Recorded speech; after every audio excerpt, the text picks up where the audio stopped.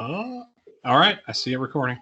Okay. All right. Good. Hey, everybody. Welcome to Super Lunch Bros Podcast, episode 31. We got to talk really fast, make sure it doesn't crash again. I don't know how long we have. We've got minutes here. All right. Thanks, everybody, for tuning in yet again to it says avoid legal snafus, but I think we should avoid technical snafus because that seems to happen every goddamn time. Yes. We should probably try like Zoom or something else next time because this is driving me bonkers. Yeah. I don't know how much longer I can stand Skype. Yeah. And that's anyway, how we lost Skype as a sponsor. Yeah, okay. They're all owned by Microsoft anyway. Who cares? So we're gonna say this. I'm gonna remember to say this at the top. So if you do like what we do here, don't forget to like and subscribe. We are on Podbean, and we do like just the audio if you can find on any sort of podcast app that you have. And if you're listening to the podcast, just the audio, we will have this up on YouTube as well. In Spotify. Yeah. So, I'm Brendan. I'm Nate. All right, cool. Jeezer Creaser. All right, so over the weekend we had UFC 254. Khabib Nurmagomedov defending his title for the fourth time against Justin Gaethje. Well, first time against Justin Gaethje. Well, for the fourth time, and that fourth time was against Justin Gaethje. He didn't fight him 4 times. They're like, let's just run it back. Oof. I don't know if I want to see that 4 times. I mean, to be honest with you, I saw a lot of success from Justin. Yes. I saw a lot of paths to victory. It's just it's so razor thin with Khabib, man. He did retire, congratulations on an undefeated career, ending his career on top. All those things, going back home to spend more time with his family. He just lost his father this year. So, it's been a rough year for him. And against monster competition too. Let's be straight about that. So that's also what I wanted to talk about. I was skeptical of his undefeated record, not because he didn't dominate his opponents, but the level of competition that he did face. And in his last 3 fights, I would say he fought the best of the best, minus the one guy who we all wanted to see him against. So I still and let's all be straightforward about it. Matchup wise, was probably the most dangerous fight for him. Yes, Tony Ferguson. I mean, we may never know. To this day is I saw this thing going around on Twitter, like the fight that got away, and it really is. It's one of those fights that, if everything stands and he does stay retired, which I do believe he will, there is no reason to think that Tony Ferguson wouldn't have been a good challenge for him, or that Tony Ferguson didn't have a path to victory. I think he had plenty. I think we saw that in this fight. Tony Ferguson's awkward style, his fighting off his back, those things that we never got to see. It's kind of a loss. I really wish we got to see that. As much as I, wish championing, Justin Gaethje's chances and getting him in there for the title, and I think he earned it and deserved it.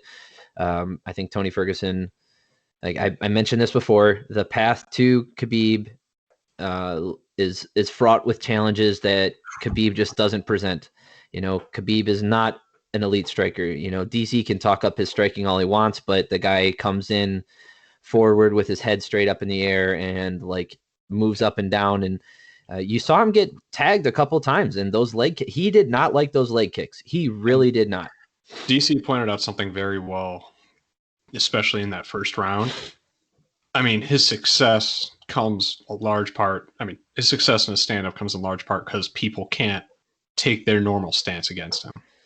Everyone constantly has their mind on the takedown. So, good, let's call it like, moderate level striking can look amazing when someone has to constantly have their mind on something else and not on that other person striking. Yeah, he has rudimentary striking abilities. So, I mean, I don't think we have to, fear. Yeah, so I don't think we have to say this, but for the the more casual fans looking at this, he is not a good striker. He is by any means. His fundamentals are okay, but he in a pure standing fight, I don't see him winning many of those. But luckily, this is MMA. Not luckily, this is MMA, and for him, his path to victory has always been through his grappling. And in that division, his type of grappling and his cardio with that grappling has always given him like the ultimate get out of jail free card. And it's worked every single time. Maybe there's an argument to be made that he did lose the fight against Gleison Tebow, 6 years ago or whatever. Something I do want to give him credit for, which I didn't really think about till after this fight. How many wrestling-based champions, and especially fighting the caliber of fighters that he fights, have as many finishes while champion as him? Well, it's not like he was just laying on people and bringing them to decision through his grappling. Like he has finished the people up at the top of the lightweight division while champion. I mean, that's Matt Hughes. Yeah, I mean, that's a different era. Different era. But for this era of MMA to finish those fights as champion the way he was doing, like obviously Demetrius Johnson. Yeah. DC. Yeah. Although DC had a lot of knockout wins though. I'm just thinking like as a grappler, because Khabib wasn't knocking anyone out, but he was still finishing fights. I see what you're saying. Yeah, I'd say Matt Hughes. Matt Hughes is another one of those guys who is one step ahead of everybody in his time. BJ Penn, although he got his was a mix of knockouts as well because he was absolutely bonkers. But when you think about the dominant champions, though, most of the time during their championship reigns, they're not finishing people as often, and especially not if their game is wrestling, not finishing people in that way. So I think that speaks to the depth at 155, the varied number of skills that it takes to get to the title shot, and how that doesn't necessarily lead to a successful fight against the champion. And there is talk about him being the greatest of all time. I don't necessarily know if I don't agree with that at all. I think he's one of the best lightweights of all time, and probably there's an argument to be made that he's the best lightweight of all time. And I think you'd have to go by eras to argue that one, but best is also a hard word too. If you wanted to say he was the most dominant lightweight of all time, fair. I mean, I would also say Matt Hughes was.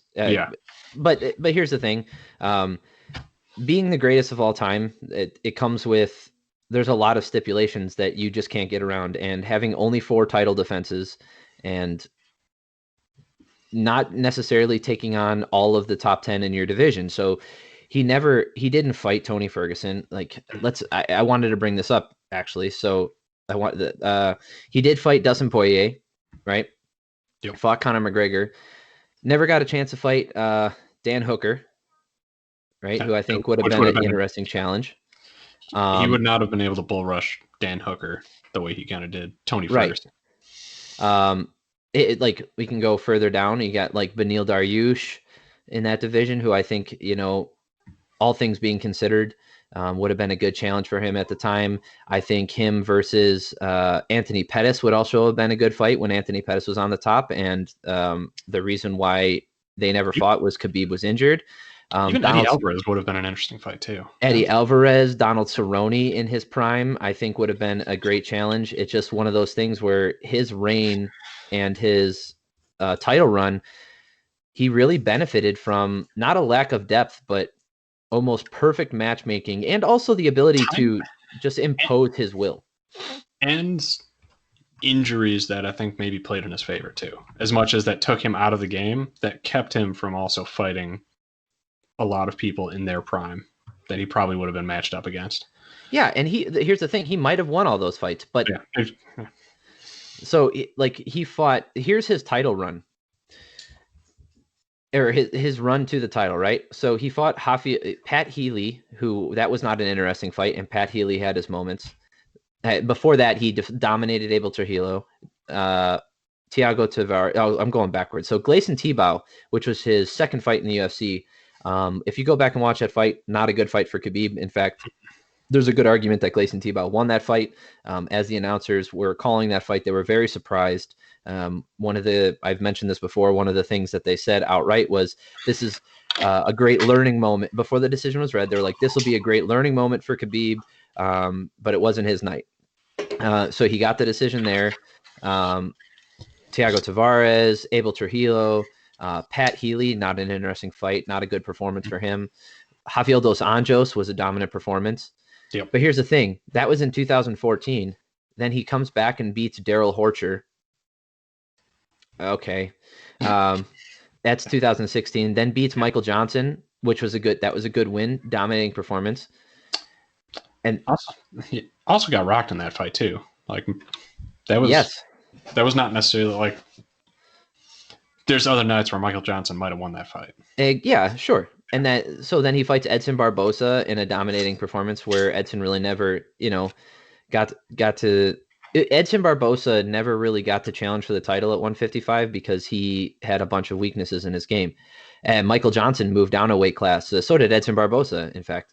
And then he fought Ali Aquinta for the title in that weird fiasco where they tried to bring in, where Tony Ferguson tripped on the cable and then blah, blah, blah. And then they tried to bring in what? Oh my goodness, Max Holloway, and Max Holloway got sick making weight or whatever, and So then they pulled Ali Aquinta in, which ended up being a good fight. Sure, but the point is, like, Ali Aquinta, as good as he is, after that he went on he beat Kevin Lee, but he lost to Donald Cerrone. Like, he's a good fighter who belongs in the top 10, but not necessarily a world beater. Then he fought Conor McGregor when Conor McGregor was coming off like a 2-year layoff, beats Dustin Poirier and gets caught in a couple guillotines. So that was a decent fight, but a relatively dominant performance there, and then beats Justin Gaethje. So in there, I would say he fought in the top 10. Conor McGregor, kind of. Dustin Poirier and Justin Gaethje are his best wins on his record. And I can't, as much as, Conor McGregor lost the fight fair and square. That was Conor McGregor post payday. Sure. And it's hard to give him the same kind of hunger and edge as he had pre-payday. Sure, but what the real thing is, like, he was a 2-year layoff, and he was only got that because of it's Conor McGregor, not necessarily that he had a bunch of wins in the division that gave him that title shot. No. So the Dustin Poirier and Justin Gaethje win are his 2 best wins, and they happen to be his last 2 wins. But before that, it is a mediocre, it's a line of mediocre talent, who I would never say are world beaters. And as far as I'm concerned, he's not the greatest of all time. In the 155 division, you can make that argument. But as far as like what other people have gone through and how dominant they've been in their divisions, for me, I still think it's either GSP or Anderson Silva. There's no way you can take anything that they did away from them, with the amount of dominance that they had over the amount of years, with the amount of challengers, people learning their game and getting to challenge them over and over again, constantly taking on the best talent. Khabib did none of that. No. As good as he is, he never did any of that. So this recency bias where everybody's like, oh, he's the greatest of all time because he retired undefeated. I mean, if you crush cans 16 times, which he did to get into the UFC, and then takes on people like all those names I mentioned, how many of them are either A, still in the UFC, or B, in that division challenging for a title in the next couple of years? None. And they're not because they were in a Khabib fight that damaged them permanently, like going against Robbie Lawler, at 170. Going against Robbie Lawler in his prime, now you're talking about long-term damage where you just, like, you might never be the same ever again. Khabib wasn't damaging the people in the division and running roughshod through them so bad that they couldn't fight anymore. He had a very, he's very similar to Damian Maia in that, given the right matchups and the right timing in the division, he could have had a similar run. Yep. I think Damian Maia, given the right circumstances, not getting knocked out by Nate Marquardt, and going against it, what happens if he's fighting at 185 and Anderson Silva's not there? We're talking about Damian Maia. What if he defends the title 4 times and then leaves? undefeated. Do you think that he's the greatest of all time at 185? Probably not. But that's kind of what we're looking at here, is a fighter who had favorable timing, favorable matchups, and only took on the best of the best in his last two fights. And as far as I'm concerned, I think people forget how good BJ Penn was. Like, I know his record has kind of been tarnished by some of his later fights, especially in recent history. But like, in terms of when he was at the top of the heap of the lightweight division, and when he was moving up to fight above lightweight, like that. Yeah, the dude beat he was the still best of the such best. an absolute incredible talent. Like, he went and fought Lyoto like Machida. He fought world beaters in his time. He fought GSP. Like, he beat Matt Hughes at 170. Yeah. Takanori Gomi, when Takanori Gomi was the shiz. Matt Serra, who became the 170 champ eventually. Jens Pulver twice. Oh, no, he lost to him the first time.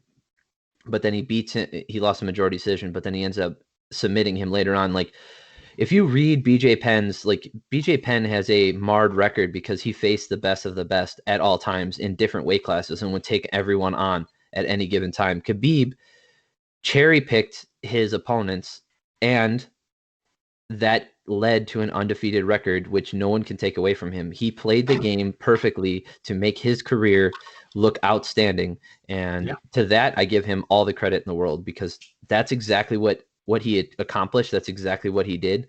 But someone like BJ Penn started his career in the UFC. His first professional fight was in the UFC. He only fought the best of the best his entire career. And yes, he took a lot of damage in the process, and he was never the same later in his career. But that comes with, taking on that kind of talent for the amount of years that he did. I mean, the dude came to the UFC in 2001, and his last fight, as bad as it was against Clay Guida, was last year in May, dude. 18 years in the UFC. Yeah, he went to K1 and he fought elsewhere, blah, blah, blah. Like, I don't care about that. He spent his entire MMA career in the UFC. That is not something. Those 16 wins on the first part of Khabib's record are in a place where you can't count any of them, as far as I'm concerned, except for like an extended amateur career. And that's fine to get into the UFC, but now you're looking at someone with BJ Penn fought in UFC 31. Yes. Yeah, that was his first one. I know. That's crazy. And 237 was his last one. Yep. Yeah, so Khabib was fighting in Pro FC. He fought in M1, at the tail end of M1, in some Pancration, CSF, some random ass places, and then gets to the UFC, has some questionable wins and performances, gets out of the game because of injury for 2 years, comes back and has essentially like an easy road to the title because, his record and the opponents that were left. Because Anthony Pettis was a harder challenge than, so is Eddie Alvarez. Eddie Alvarez was a harder challenge for him, and even a prime Conor McGregor. To his defense, I'd be curious to know behind the scenes, how many people ducked Khabib? Probably a lot. Yeah, that's the one thing I will say in his defense. Like, we don't know how many people who were in better positions in the UFC basically said, I don't want to fight that dude. Yeah, but I don't care. He wasn't champ. You don't have to fight him. Yeah. If you're not the champ, not everybody's looking out for you. So up until 2018, not necessarily everybody was looking like, oh, Khabib's the guy I got to beat. Because, we had, off the top of my head, we had Anthony Pettis. Before that, we had Frankie Edgar as the champion. Then we had Benson Henderson. Then we had Anthony Pettis. Anthony Pettis was beaten by Rafael dos Anjos. Rafael dos Anjos had that crazy knockout TKO loss to Eddie Alvarez. And then Eddie Alvarez gets dominated by Conor McGregor, and Conor McGregor leaves and basically vacates the belt. And now we have that whole shit show happen, and he wins the title versus Al Iaquinta. As far as I'm concerned, it's a title win in name only. Yeah. Al Iaquinta was not the number one challenger. I think at the time he was ranked like 10 or 6, or it doesn't matter.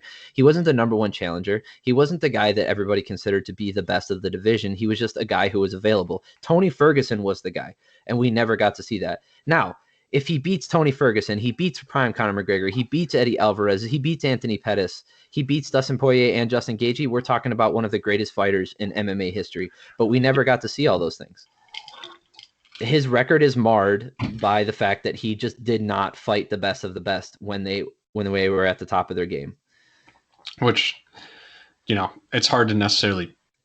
Some of it may be on him, but it's hard. No, it's not his fault. I know, I'm that's not what I mean. blaming him. It's hard to It sucks to say though, because it's not necessarily that it's like, oh, he ducked all these people or didn't want. No. I'm not saying that it's his fault or necessarily that he chose to take the path of least resistance. That's not what I'm saying. What I'm saying is, given the data that we have, you cannot call him the greatest of all time. I would argue, first of all, like in my opinion, there is no greater fighter in the UFC. GSP's for me is the greatest UFC fighter of all time. He's the greatest MMA fighter of all time.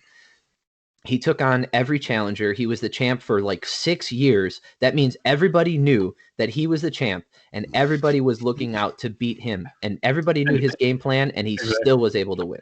I was going to say, everyone knew what he was about. It wasn't like he was some mystery that you couldn't crack. No. Yeah. No. It wasn't. So I'm not putting this on Khabib. And he's also not making the argument that he's the greatest of all time. It's everyone around him, and it's the media hype. Yes, he had an impressive win. Yes, the last 3 fights of his career were impressive in magnitude and in domination. I will give him that. But those 3 fights do not make the greatest of all time. Do you know, it would be interesting to see some actual data analytics introduced into MMA. So you ever go on a 538? No. So they have a thing called an Elio rating. Okay. I know what that is, but okay. Yeah. I don't know. I don't think they invented it, but they go through and do it to show, for instance, what college football team is what are the 10 best college football teams of all time based on their Elio ratings of, the ratings of who they beat, all those different factors put into place. So it'd be interesting to see, and it'd be hard to do just because of MMA math, but someone aggregating all the records of different people, everyone they fought, and trying to, show those numbers of what is someone's MMA Elio rating. Yeah, all their opponents' records and the strength of schedule type of stuff. I would agree. Yep. And if that's the case, I think the best argument that would, just off the top of my head, I don't see how anybody beats GSP unless it's Anderson Silva. Yeah, those two. Maybe John Jones? No. It's straight. No. If you look at who he fought when he fought them, they are not the best of the best. Now, you can argue that he's the best light heavyweight of all time, and I would agree with you. But he is not the best. Demetrius Johnson. I don't think he would. Yeah, I don't think John Jones would come out showing ahead of GSP or Anderson Silva, but I would still say he's up there in the top 5. Demetrius Johnson was out there taking away people's O's, man. That guy was taking away everybody's undefeated record. In fact, I never thought he lost the belt to begin with. Yeah, he had I don't think so his leaving the UFC was, in my opinion, on top. So he never lost the belt. No one ever beat him in the UFC. And for him, the only reason why he wasn't as popular is because he was a little guy and he didn't talk shit. Yeah, and it was kind of it's a shame because he was so dominant before people started to pay attention to lighter weight classes the way that they do now. Yeah, because there's people like Henry Cejudo making a bunch of noise, and now all of a sudden, those divisions are more popular, even though they're still kind of trying to get rid of it. Whatever. But yeah, so with all that being said, what's next for the lightweight division? Good question. Fair. I mean, so I'll ask you 2 questions. I can give you mine first if you want time to think about it. So I'll give you the 2 things that I want to touch on are option 1 is being merit-based title shot title fight next. So based off of your current UFC ranking, your current UFC history, the last couple fights, that kind of thing, who deserves the title shot next? And then the second one is, what's the most likely next title shot? So in my opinion, the two people who deserve it the most are, it's Dustin Poirier and Justin Gaethje. So I say that because if you look down the record, you're coming off a bunch of people with a bunch of losses, except for Charles Oliveira. Go through it, and then I'll give you my idea. Okay, so the reason I picked Justin is because, you know, he went on the win streak. He beat Tony Ferguson. There is an argument for, I could hear an argument for Tony Ferguson versus Dustin Poirier because they've never fought. And I think that would also be a good title fight, especially because Justin Gaethje is just coming off the loss, and Tony Ferguson's last loss was to Justin. So there's, in my opinion, there could be an argument made for that. But the next fight, I think Charles Oliveira is kind of in the mix, but I still think he needs one more win to get in. If he gets one more win in the top 5, I think he deserves the title shot after that. But everybody else in that division, going all the way down the line, you got people with mixed records coming off of losses, blah, blah, blah, blah, blah. You're really looking at either Gaethje versus Poirier for the next title or Ferguson versus Poirier for the next title. Now, what do I think is the most likely scenario? There's 2 of them, but they're both equally as likely. Conor McGregor versus Dustin Poirier, which is already trying to get made and the UFC is trying to get done, is for the title. That's option number 1, and in my opinion, most likely. The second thing that's possible is the UFC sees dollar signs, which obviously that's why Conor McGregor's in the talk anyway. And with Justin Gaethje just coming off of, you know, all this publicity from the fight, we have Conor McGregor versus Justin Gaethje, who have never fought before, so it's an interesting matchup, and you can bill it as a clash of styles, an exciting fight, both guys who like to stand up and don't do wrestling, blah, blah, blah, blah, blah. I think that's less likely than the Poirier fight versus Conor McGregor, but in my opinion, based off of all of the data that I have about how the UFC runs their business, Conor McGregor is fighting for a title next. And the most likely person is the person they are already trying to bill him against in Dustin Poirier. All right. Because Dustin Poirier is coming off of a win. He beat Dan Hooker. So he is at the top of the list. He deserves the next title shot. He really does. So it's really who's going to fight Dustin Poirier for the title. Yeah, I absolutely see that. Okay, give me your 2. What merit-based? Who do you see?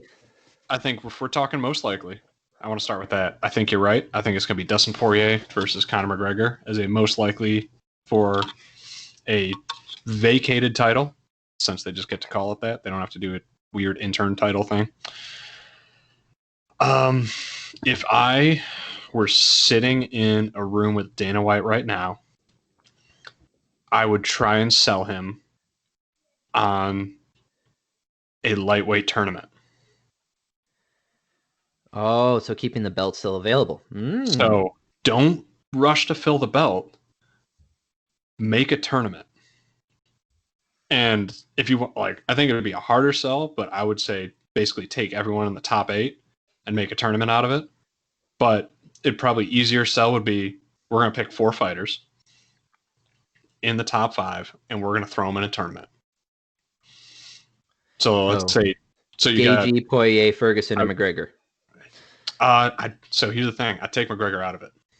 Well, that's okay. Merit-based. Yeah. Okay. So JC. So yeah, Gaethje, Poirier, Ferguson, Oliveira over Hooker. I mean, that's fair. I mean, Hooker is coming off the loss to Poirier, so that's fair. Yep. So you have that, and maybe you can make the argument for Hooker. I mean, either one. I mean, it would kind of suck for Oliveira since he would be left out of the tournament.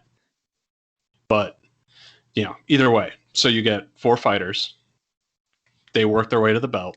And then the first title defense is against Conor McGregor. So he still gets a title shot next. It's just he doesn't have to participate. So you still get the money fight. And that money fight is now off of who just went through the gambit of this ridiculous lightweight tournament. That's fair. I like that. Yeah. So you basically everyone in that top area has a shot at it.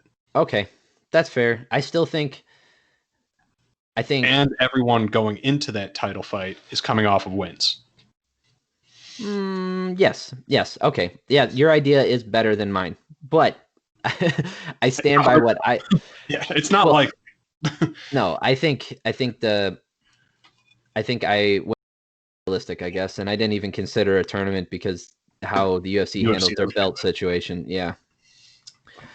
Yeah, so I think if there's a bunch of interesting matchups. I think McGregor's a bad matchup for Gaethje, but I think it's interesting. I think Ferguson is a bad matchup for McGregor, and I think Dustin Poirier versus any of those three is a good matchup again. I think the Gaethje rematch would be fun. The Ferguson fight would be fireworks. I think that would be great, and I want to see him fight McGregor still. Yeah. So and the nice thing is, even for the tournament, cool. You put Dan Hooker on the back burner, and if anyone gets injured, you have someone that you can throw right into the mix. Yeah. I like it. It's not going to happen, but I like it. Yeah. I can dream. You know what? I'll just tweet at Dana White and tell him what he should do.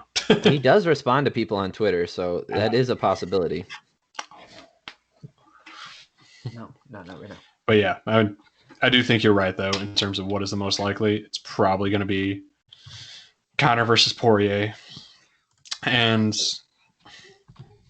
it sucks for Gaethje because with Khabib not there, I really think, anyone in the top 5 right now, he would be able to beat and be champion today if you were facing them instead of Khabib.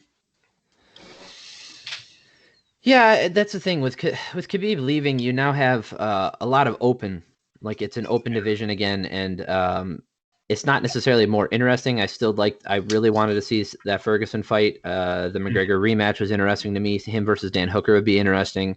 I still see Charles Oliveira would have been a poison matchup for him. Someone who's crazy good at grappling and good at striking. So all of these things could have happened. Ferguson fought? No, I don't think so. Ooh. I don't think so. That would be a fun fight. But yeah, so that is. Congratulations to Khabib. He's had a fantastic career. As much as it sounded like I was shitting on him, I wasn't. I think he did the best with what was in front of him. He beat everybody that the UFC put in front of him. He couldn't do anything more than he did. He was injured when he was injured. He was sick when he was sick, and he did everything he had to do to beat everybody. So, yeah, congratulations to him. And there's a bunch of what could have beens and blah blah blah. He's not the GOAT. He's not, but he's one of the best, if not the best, lightweight of all time.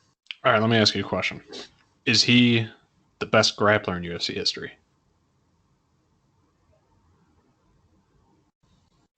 When you apply it to MMA. Yeah, I'm trying to think of another grappler who, like, outside of like Royce Gracie. I don't even consider early UFC stuff anymore. It's not fake, but it was like people with rifled barrels versus like guys with bows and arrows. Like, that's not fair fighting. Yeah, it was picking people out of history and having them fight each other. Yeah. This is recency bias, but I'd probably say yes. There are some people who I would challenge, like pure grappling, who could beat him. But when applied to MMA, maybe prime Cain Velasquez was a better grappler, but I think Cain Velasquez was a more well-rounded fighter as well. Yeah. But I also prime Cain Velasquez that's a 3-fight thing as well. Like some people say he's the greatest heavyweight of all time. Like, you can't be. Like, he's not. He was injured too much. He wasn't able to fight. So yeah, I would say so. Yeah. I mean, I don't think that's a controversial thing. There are some guys with some crazy jiu-jitsu skills who were able to get wins over long periods of time. People who were wrestle dominant. Like, I think, again, GSP had an argument to be made that he was one of the best MMA grapplers of all time with how dominant he was in controlling people and imposing his will on others. You mentioned Damian Maia. That would be Damian Maia, probably one of the best grapplers ever in MMA, specifically with jiu-jitsu, but also his underrated takedown ability. really only losing to the elite in the UFC. So I think yeah, applied to MMA and from everything that we've seen from him, I'd say he's probably the best grappler. Yeah. Cool. All right. So in the co-main event, we had a very exciting fight because Ooh, yeah. everybody was high on the Jared Cannonier train. In fact, the champion. Oh, good grief! Why is my name? His name. Oh, what is going on? I just had a huge brain fart. Robert Israel. Whitaker? No, Israel Adesanya. Oh. Good grief! No, I just had a huge brain fart. Like I had his name in my head, and then it just went away. So Israel Adesanya, after he just beat Paulo Costa, he said, "Hey, Jared Cannonier, if you get that win, you're next." Well, he didn't get the win. So what do we do now? I think you know what we're doing. So Robert Whitaker in this performance showed everything that we came to recognize and appreciate about him as a fighter when he had his title run at 185. I think he improved on his ability to like maximize his skill set over his opponent. Jared Cannonier hits like a fucking freight train. He took out Anderson Silva with a leg kick, dude. Like this guy's no joke, and he landed like 20 leg kicks on Whitaker, and Whitaker just kept bouncing on the thing. That guy is tough as nails. Like, everybody, considering Whitaker's history with injuries. Yeah, and you want to talk all that, like people talk all that shit about, Yoel Romero and like those fights and what it did to Whitaker and how he hit him hard. Like Whitaker put Yoel Romero on his ass in both occasions. And no one looks good against Yoel Romero. No, and Whitaker beat him twice. I don't give a shit. That guy is tough as nails. He's an amazing fighter, and what he's come back from in personal life and injury wise, like he had like that gut problem. I think he had surgery on it, like it was either a hernia or something like that was crazy bad, and like it may have been like a staph infection as well. I don't remember, but I know he had to go to the hospital for it. He still wanted to go fight anyway. The dude is just something else, and his skill set is perfect for that division. Israel Adesanya is just poison for everybody. So as far as I'm concerned, he was already the number one contender, right? And I think he deserved that, especially with his win over his win over Darren Till. So in that division, we have Paulo Costa. So he just beat Jared Cannonier.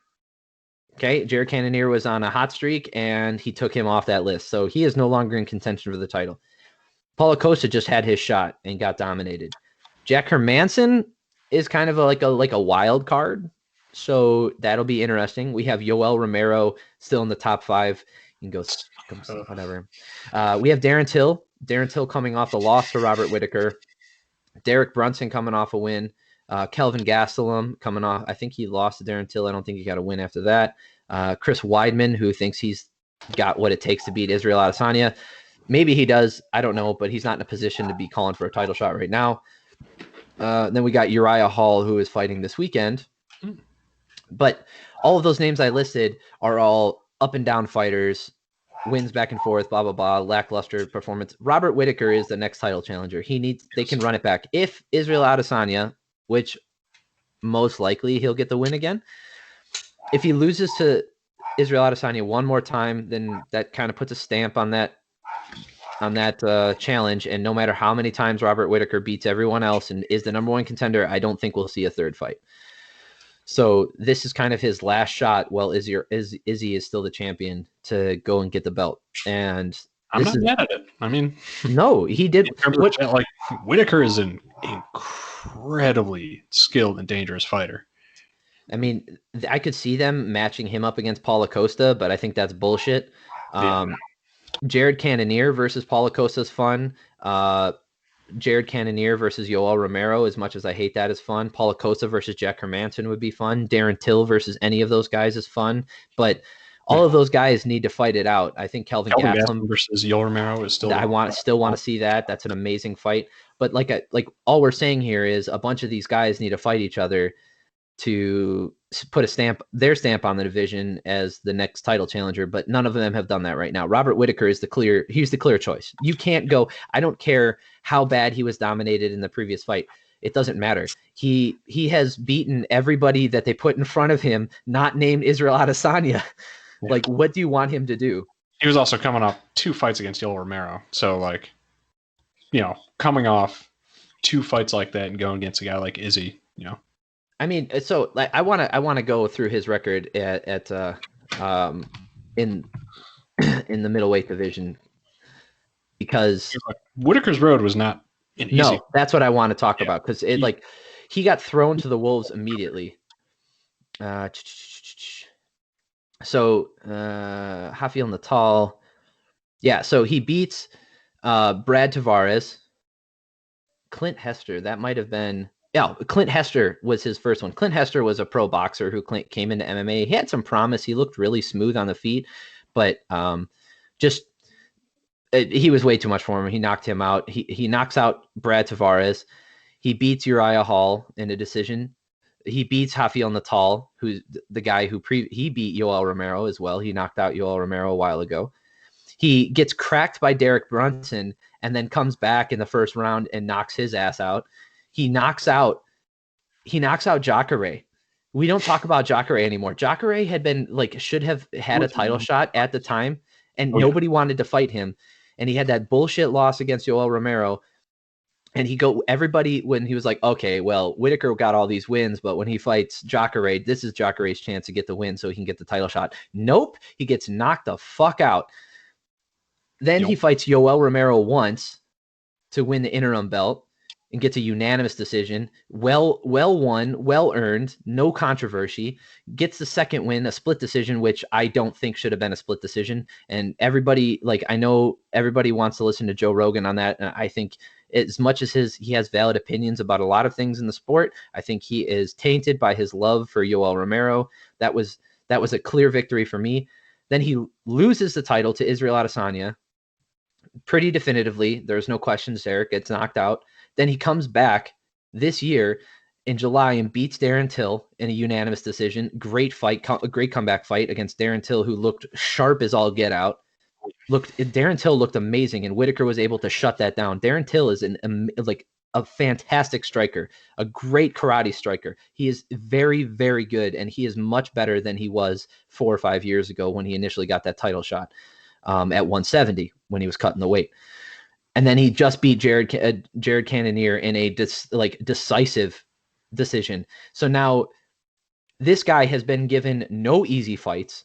We just talked about a guy who had a relatively easy 9-fight win streak before he faced Israel. Yes. And we're talking about, we just had this conversation about Khabib, how his title shot or his title run and then his title defenses were kind of lackluster and as far as terms of strength of schedule. Robert Whitaker has fought the who's fucking who of the middleweight division and beat every single one of them, not named Israel Adesanya. Everybody else that everybody was afraid of, everybody else who was scary as all get out, and everybody else who had all these skill sets that were way better, doesn't matter. Whitaker shut them all down and knocked a bunch of them out in the process. This guy deserves the title shot. That's it. There's no question for me. I don't care that he got dominated. He won 2 fights and he was already the number 1 contender. Get out of here. 2 legit fights. Yes, these were not give-me's. These were guys that they were trying to put up. They had him fight. They had those guys fight Whitaker because they want him as a launching pad for the next title contender. And Whitaker said, fuck that. I'm taking these guys out too. Those names are on my record now. What else you got? Give me the title again. That's what he deserves. For me, there's no question. I can't think of a more unfair thing the UFC could do is make him fight anyone else in that division, not name Israel Adesanya. Absolutely. I don't know who you're going to put in front of him to fight Alessandro either. There's no one that's got a better record or a better claim at the next title shot. No, you have a bunch of people either coming off of losses or 1 win. No. I think let me look up Jack Hermanson because I don't want to be super biased here. Because he's had a decent run. His loss against Alessandra overshadows the 9-fight win streak, which included a title defense against Yoel Romero. Yes. Oh, okay. So Jack Hermanson beat Gerald Meerschaert, Talis Leites, Gerald Meerschaert, David Branch. Decent wins. not taking anything away from him. Decent wins, especially David Branch. Like, that was a good one. Then he beats Jacare. Great win. It was great win for like his name recognition, but not necessarily like a dominant performance. Then he got knocked out by Jared Cannonier. Then he beat Kelvin Gastelum.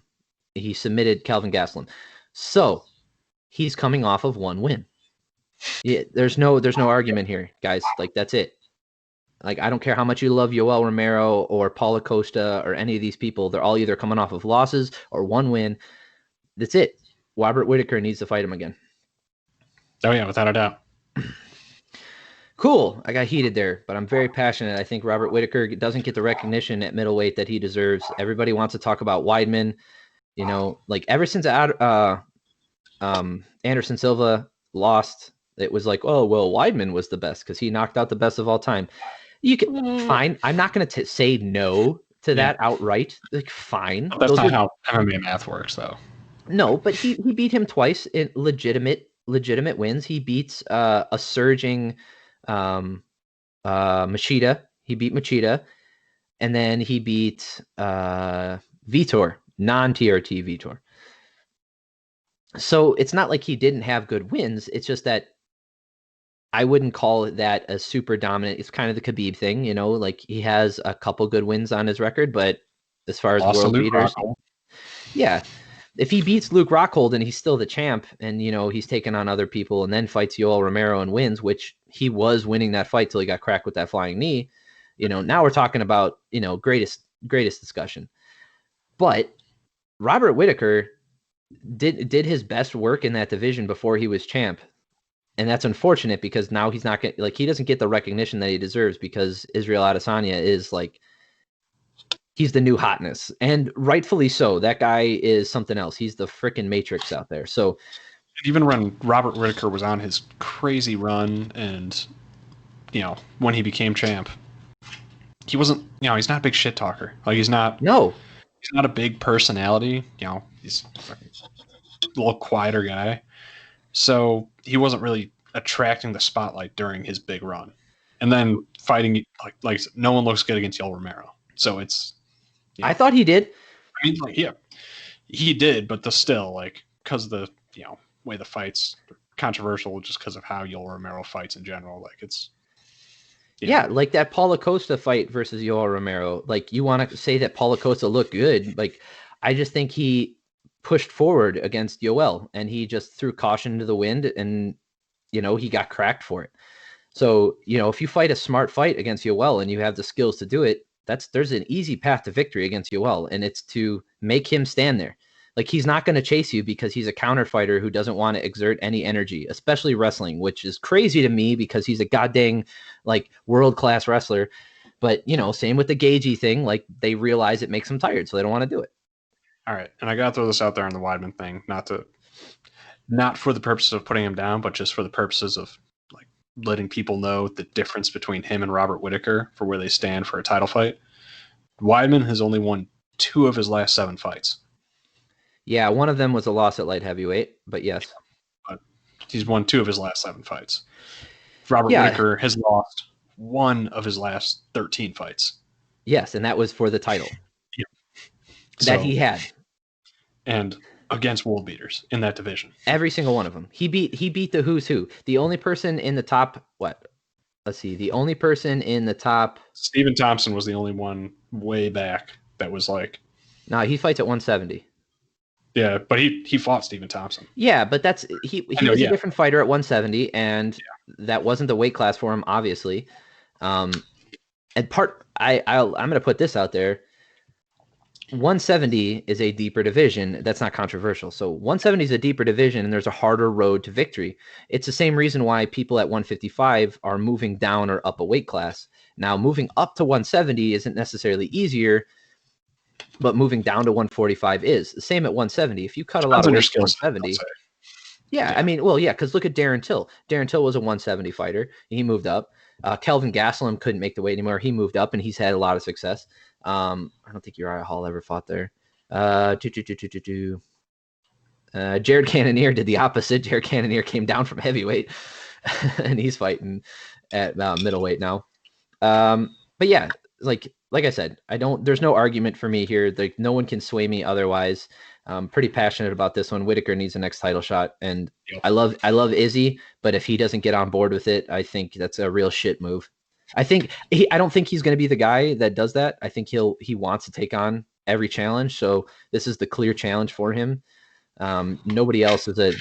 I mean, Darren Till's a fun fight. Jared Cannonier is a fun fight, but they got to win some fights to get there, and It's better. they just It's didn't.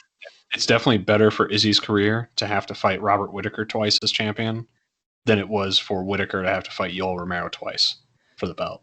Like, Yeah, no there's shit.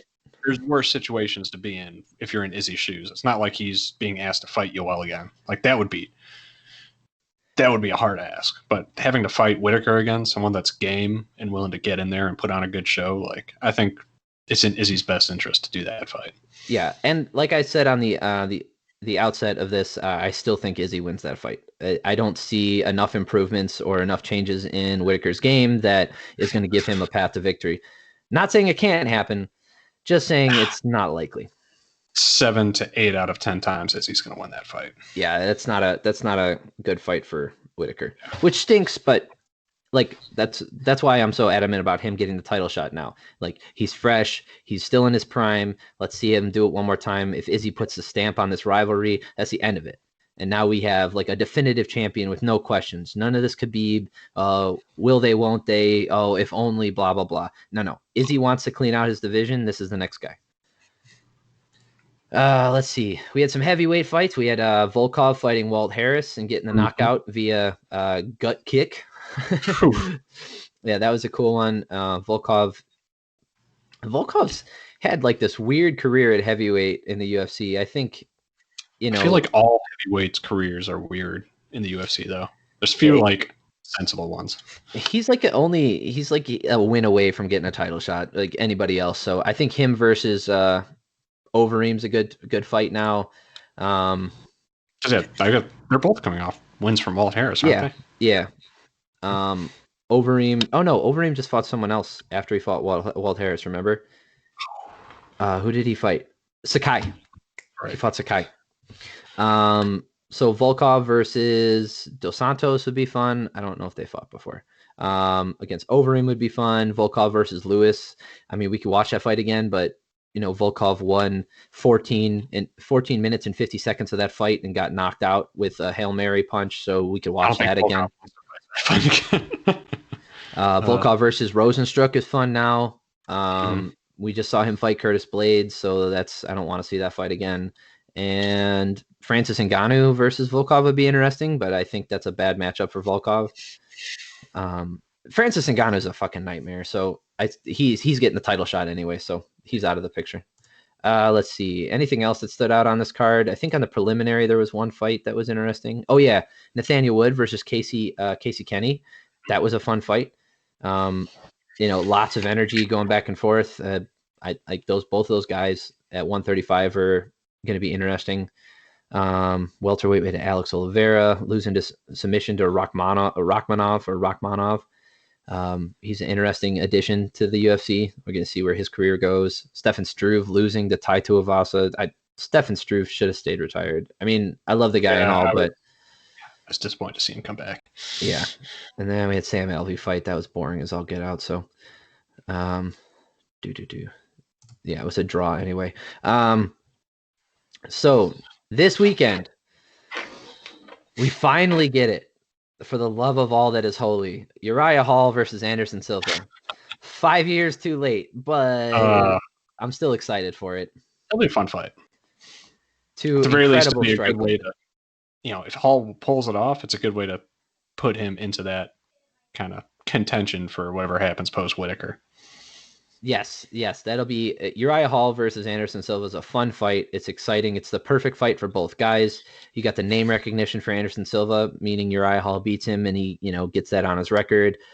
You've got somebody who isn't necessarily like a what I'd call like a marauder who's gonna like damage you critically and giving you long-term damage in Uriah Hall. So it's a safer fight for Anderson Silva. It's going to be I'm hoping it's going to be a fun technical battle. My money's on Hall. I think he has what it takes to beat him, especially with Anderson Silva being diminished. But that being said, Anderson Silva is just slick. He's still slick as all get out, man. Like It's hard that to bet on a fight with Anderson Silva in it, even these days. for a striker, for a predominantly striking heavy career, Anderson Silva has aged very gracefully. And I know he's had knockouts and some weird losses and stuff, whatever. I just think he has aged so gracefully. It's interesting how his recent losses haven't really tarnished, I would say, like no, I mean he his lost to argument. Israel Adesanya and Jared Cannonier. It's not like, and Jared Cannonier won, with that kick, so it was like an injury loss, and that's fine. It's nothing crazy about that. And then The there was also Adesanya, Bisping fight, and then the weird, yeah, the and then Bisping the one was weird move up strange, to fight Cormier, which was also kind of but that was a non-damaging fight as well, and it was a foray into light heavyweight again, and that was fun. against a heavyweight. Yeah. So I mean, he's had, like I said, he's aged very gracefully, and he's the opposite of BJ Penn, with a guy who with incredible skill who was on top forever, and he has gone into old age the perfect way, and he's still taking on the best of the best in the division as far as I'm concerned. I mean, look at what are his last fights? Because let me see. Because I know he fought Izzy and Jared Cannonier, but I'm trying to think of who else he fought in the meantime. That might have been it. So he lost to Michael Bisping. That there was that weird fight against Nick Diaz that was overturned. Oh yeah. Where Nick Diaz smoked weed and Anderson Silva like popped for steroids or whatever. So, he had the two losses to Weidman. Yeah, he lost. And then the Nick Diaz win, which was overturned. Then he loses to Michael Bisping in a weird one, which was controversial because Bisping, like, they could have ended that fight in between rounds. Whatever. It's fine. Michael Bisping worked his ass off. He had that foray into light heavyweight when against Daniel Cormier when John Jones popped again at UFC 200. He stepped in on short notice for that one. He beat Derek Brunson in a decision. It wasn't a great fight, but he beat him. Then he loses to Israel Adesanya, and then in a decision where he got some good licks in. Like, if you look at Izzy's last couple fights, I think that might have been the closest one. Yeah, and I mean, it wasn't like a close fight. Like, Izzy won that fight clearly. It's just like, as far as talent for talent, at the time, Silva was, hanging with him pretty well. So that was a fun fight. And then he just lost to Jared Cannonier with the leg kick TKO. So he's still fighting the best of the best in the division. The Nick Diaz one was for, like going back to the title. Michael Bisping became the champ. Daniel Cormier was for a title. Derek Brunson still in the top 10. Israel Adesanya is the champion. And Jared Cannonier was fighting for number one contender spot. Like, he's only losing to the best of the best still. Like, this guy is doing the opposite of what these aging fighters are doing. Do you think there is a path for him to get a rematch against Izzy? Yes. Like, if he beats Uriah Hall, I would say, because of name recognition, if he can avoid, I think, let's see, if he beats like Uriah Hall, who's top 10, he's number 10, and Kelvin Gastelum. Yeah, sure. You could put him in the title. Depending on how the division shakes out in that 9-month period, yeah, he could get a title shot. I would probably put him against, if I was his career manager, after this fight, I would try to get a fight with Jack Hermansson, because Hermansson's in the top 5, and it's a good matchup because Hermansson does a lot of grappling, and Anderson Silva's an amazing grappler as well, and he's a far superior striker. Kelvin Gastelum would kind of be a nightmare for him. An insanely good wrestler with great cardio. That's Anderson Silva's poison. We've seen that before. Good point. So Derek Brunson, he already beat. A Darren Till fight would be fun. Would you put him against Yoel Romero? No, fuck no, absolutely not. All right. No, Yeah. no. Like he's gonna like either he'll get knocked out or it's gonna be a boring ass fight with two counter punchers who don't move forward, and Yoel Romero's gonna bitch about losing or winning. Like it doesn't matter. I never want to see Yoel Romero fight again unless he's fighting at light heavyweight. Like go do something else. He doesn't interest me. Like this whole everybody gets a boner for him because he does like exciting shit one time in a fight. He's not. Go back and watch a majority of his fights. He is not an exciting fighter, guys. Oh no, I don't think he's an exciting fighter. I was just curious. Oh no, I'm saying personally, I don't enjoy watching him fight. I don't. Yeah. I've said it on our first fucking episode. Like the fact that he did the whole Stoolgate thing and then the ice stuff and then all of the bitching and the Soldier of God thing. Like I don't care. In fact, mentioning his name just like instantly puts me into a rage. He is the epitome of what I dislike about fighters. He is someone who is two-faced and thin-skinned to the nth degree. He is someone who calls himself something that he does not epitomize in any way, shape, or form, other than by saying "Don't forget Jesus" one time, and then on top of that, he's also super thin-skinned. Anybody who criticizes him, he'll instantly shove it off. It's my like the way to tell someone doesn't have a good argument. And in any case, like I want to talk about the debates later. But yeah, here's a good way to tell when someone. So like, whether you like the candidates or not, I'm just bringing this up because it's in the everybody's talking about it. So like, if I were to ask you, does Joe Biden seem mentally compromised? If your answer is not yes or no, and it is instantly, well, blah, blah, blah, or so-and-so, or look at Trump, he's compromised. No, that's not what I asked you. If you don't have an argument back as to why he's not or he is, then your argument is invalid to me because you instantly are deflecting and trying to attack someone else. Yoel Romero does the same shit. Anytime he's criticized, he will never talk about himself or his shortcomings or failings as a fighter or a human being. He instantly blames everyone else. It happened with Stoolgate. It happened with the ice chips. It happened with the goddamn the drug stuff, which he was cleared of. Fine. But it never once did he ever accept blame for any of his misdoings. Every single time, the lackluster fights, losing to Paulo Costa and instantly blaming everyone else, losing to Israel Adesanya and blaming everyone else, losing to Robert Whittaker and blaming everyone else. I do not care. Please do not give him a title shot again unless he goes on a 3-fight win streak and when he dominates people. It's not going to fucking happen. Get him out of the UFC or put him in a different fucking division. I'm sick of his bullshit. He's not good for the sport except because he doesn't talk shit in a proper way.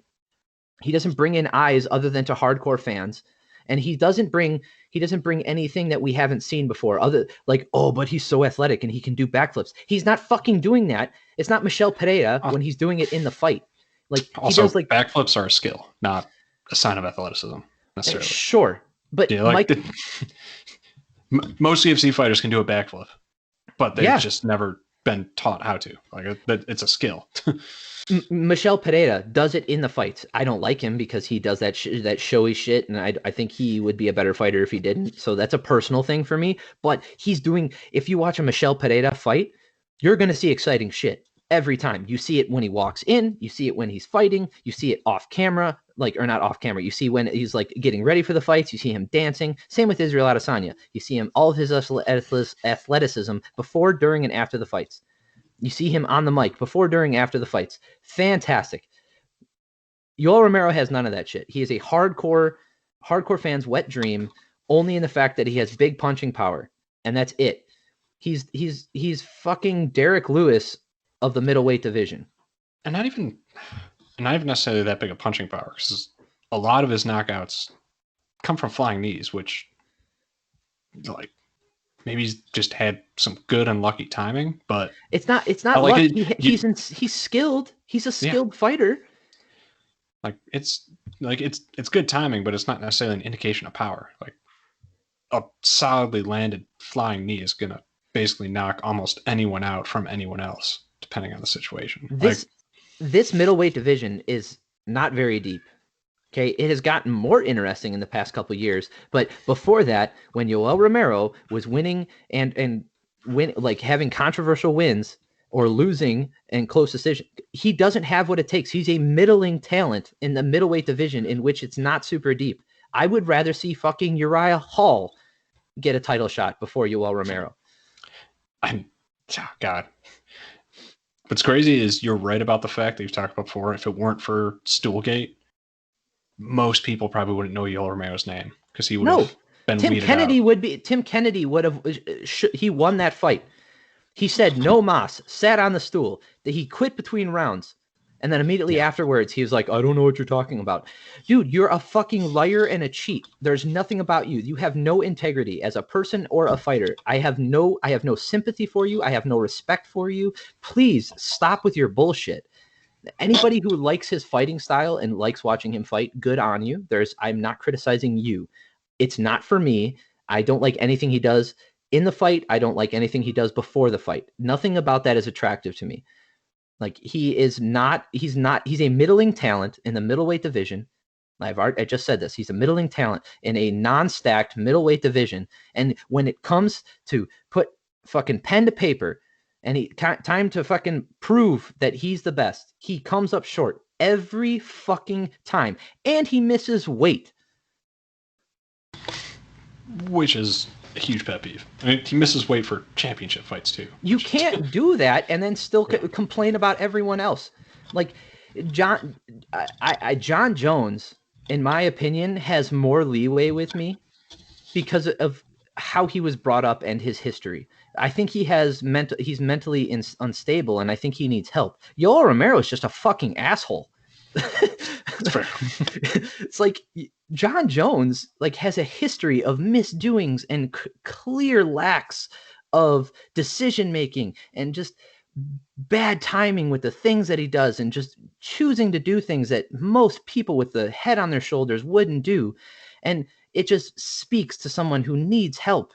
And I want, as a human being, I want him to be stable. I want him to be in fights and showing what he can do, because I truly believe he's one of the most skilled fighters in UFC history. Yoel Romero has had every fucking opportunity and come up short every fucking time. Every time. He's never done it when he needs to put forth the effort. Whenever he's been given the opportunity, he fails. He's a fucking failure. He is insanely skilled. He has all of this talent, and he can't put any of it into practice. Even cutting weight. The dude has been cutting weight since he was a fucking child, and he can't make weight when it means it the most. Get the fuck out of here. He did it twice for title fights. 2 times. He was never a champion because he missed weight, and he beat Luke Rockhold. He is a joke. If you love him for his fighting style, I can empathize with that. If you really enjoy that fighting style and you enjoy the I would say intellectual way he goes towards fighting, I will not take that away from you. I agree that his style does work and it gets him those close decision wins. Same with John Jones. He has this insane fight IQ. And he does the things that he needs to do in the fight to get the decision victories or get the knockouts or the finishes. He does what he needs to do. That's not my favorite kind of style. I would rather have someone like Israel Adesanya, who is putting himself in danger enough and also downloading the data and assessing his opponents and adapting to the situation and putting forth an effort in which he sees his path to victory. Also insane high IQ. He's doing the same thing as far as fight IQ goes, but he's doing it in a more intelligent and self-aware way, whereas Yoel Romero does this caveman bullshit where he just does what he's going to do regardless of what's in front of him, and then when he doesn't get the decision, all he does is blame everything but himself. I cannot believe I'm still talking about this. Holy shit. I'm sorry I even brought it up, honestly. Because I'm just sitting here looking at the card. I'm like, poor Uriah Hall and Anderson Silva. So anyway, so going back to it, I'm very excited for this weekend. I really am. I want to see. Also on that card, Andre Fili versus Bryce Mitchell. Ooh. I know, right? I'm like, this is actually a good fight. Striker versus grappler. Woo. That's fun. And we got Greg Hardy Kevin versus Holland. Maurice Kevin Green. Holland's a fun fighter, dude. Yeah, I think this is a pretty legit, nice fight night card. Yeah, we'll get to see Maurice Green. He is I felt bad for him at like he got the last win, and he was crying because like it hits me really hard when I see fighters like talk about how like they're struggling like to pay bills, and he was like, dude, I needed this win because he's like I couldn't even afford to fight here, and like blah blah blah, and like that always breaks my heart. And we've got Greg Hardy, who's a millionaire through his own hard work. I'm not taking anything away from Greg Hardy, but he made his money before he came to the UFC, so he's comfortable, so he gets like the benefit of he has the liberty, let's say, to pay for the best training and be able to do fight camps without even making money in a year. And he's been given a lot of good opportunities, rightfully or wrongly. You can, you pick. I think it's par for the course when it comes to UFC matchmaking. I think Maurice Green is a good matchup.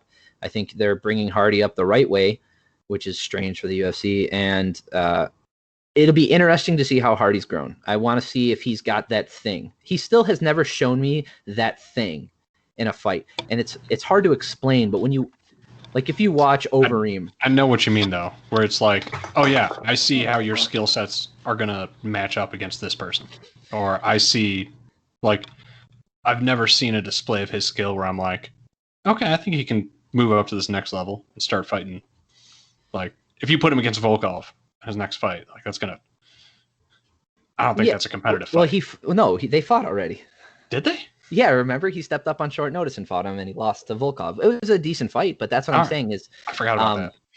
Okay, I think Greg Hardy is a more athletic Matt Mitrione. Matt Mitrione was an athletic former NFL player with big power. Obviously, he's a heavyweight. Tons of athleticism and the ability to get out of things, but mediocre grappling skills.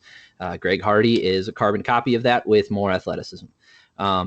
His cardio has gotten better despite the inhaler incident. I don't fault him for that. He asked if it was okay, and the commission told him yes, and that's not Greg Hardy's fault. And he had that lapse in judgment when he kneed the down opponent. Getting overly excited, that can happen to the best of us.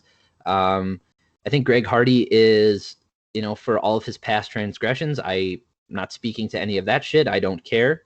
I think as a heavyweight in the UFC, he is still a promising and exciting prospect with tons of innate athleticism and ability. And it's exciting to watch him grow fight after fight and still fighting, in the upper tier of the heavyweight division. So it'll be interesting to see him go at it again. And I think he has what it takes to beat Green. I think he's way more athletic. He has more power than Green does. And, Green has a questionable chin. So that's going to be a fun fight. Yeah. We do have Bobby Green fighting for the fucking 7th time this year. I want to see how many times he's fought, because he's been on a crazy streak. I mean, at least he's getting paid this year. Yeah, that's good. He took some time off after the let's see. Yeah, he lost to Dustin Poirier a while ago. Holy moly, he's been fighting a lot. So yeah, he beat Clay Guida this year. Last year in November, he lost to Francisco Trinaldo. But they're all been decisions. So he lost to Drakkar Klose. That was, that's a good fighter. This is his 4th fight this year? Yeah. He beat Clay Guida, Lando Venata, and Alan Patrick. So not necessarily the who's who, but Thiago Moises is a decent fighter. So wins are wins. Yeah, he gets another win. That's all good on him. Let's see. Gutzmacher, Alexander Hernandez is fighting on the prelims. He's boy, did he fall from grace. Holy moly. He was the one who they put in front of Cowboy, and they're like, yeah, he's like, this old man, I'm gonna knock his ass out, and Cowboy schooled him. Yeah, Sean Strickland versus Jack Marshman, Justin Ledette, Courtney Casey's fighting. Yeah, that's pretty much it. I mean, there's gonna be some good fighters on the card. Yeah. Okay. Let's see. I think that's all I want to talk about for the UFC. I'm interested. I really want. I just hit it on it one more time. The Robert Whittaker fight versus versus Adesanya. I All right. think this next time, I do think it's going to go a little bit different. I think, To, yeah, yeah. I'm excited for it, and I think we'll break it down a little bit more with the yeah, once they card when it schedule comes it. out. Yeah. Yep. To sandwich this though, I do want to ask you one question. Is there anyone you think Habib would come out of retirement for? Yeah, GSP. GSP. Do you think there's GSP. any other scenario where he might come out of retirement? Nah, he hates Conor McGregor. Doesn't want to give. He doesn't even talk about him. He wouldn't fight Tony Ferguson as much as that mars his record. I don't think he'd fight him, and nobody else's. Is there enough of a streak or popularity that Kamaru Usman could gain that might draw Nah, him out? nah, Okay. nah. And I think they're managed. They're both managed by Ali Abdel Aziz anyway. Mm. And it's not that. I mean, so is Justin Gaethje. He's also managed by the same manager. So like, it's not that they wouldn't fight. It's just he has shown no interest in going to 170, and I don't think he would for a fight against Usman, somebody who, you know, like they have no animosity towards each other, and he's not that kind of guy anyway. I think GSP, like if they came back and they're like, we're gonna do a fight at 160 or 165, and they would just put on like a exhibition fight or something, That'd be fun. I think he would do that. All right. All right. So the debate again. Do you want to wrap this up and? Nah, we'll just throw it in one? here. All right. I don't want to like. We'll just put this on the end of this one. Cool.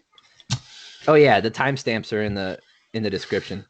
Anyway, no. So I heard, I was listening to it. I wasn't watching it because I can't watch those two guys like die slowly on screen.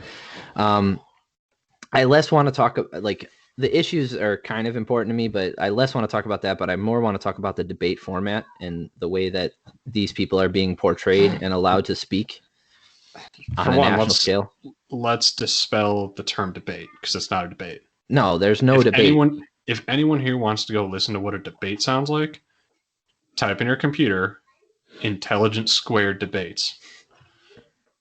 You can do intelligence squared or IQ2, whichever one you want to type in. Those are debates.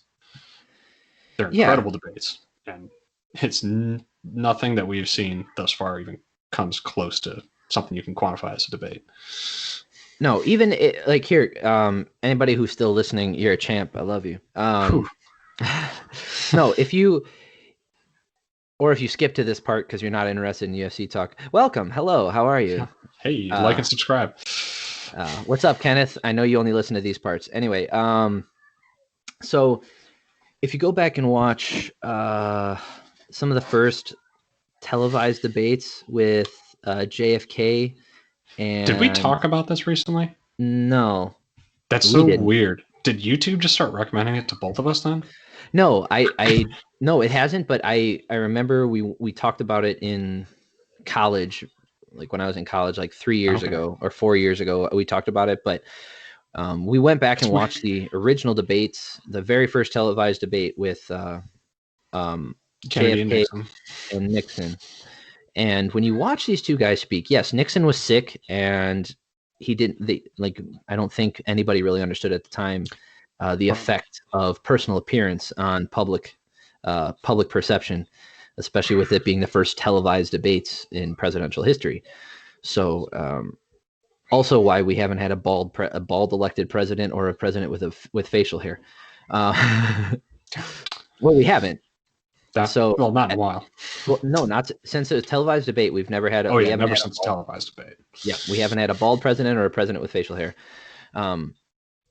So what's kind of interesting about it is if you go back and watch, they are two guys who are speaking intelligently about the issue that is brought up, and they talk about it calmly.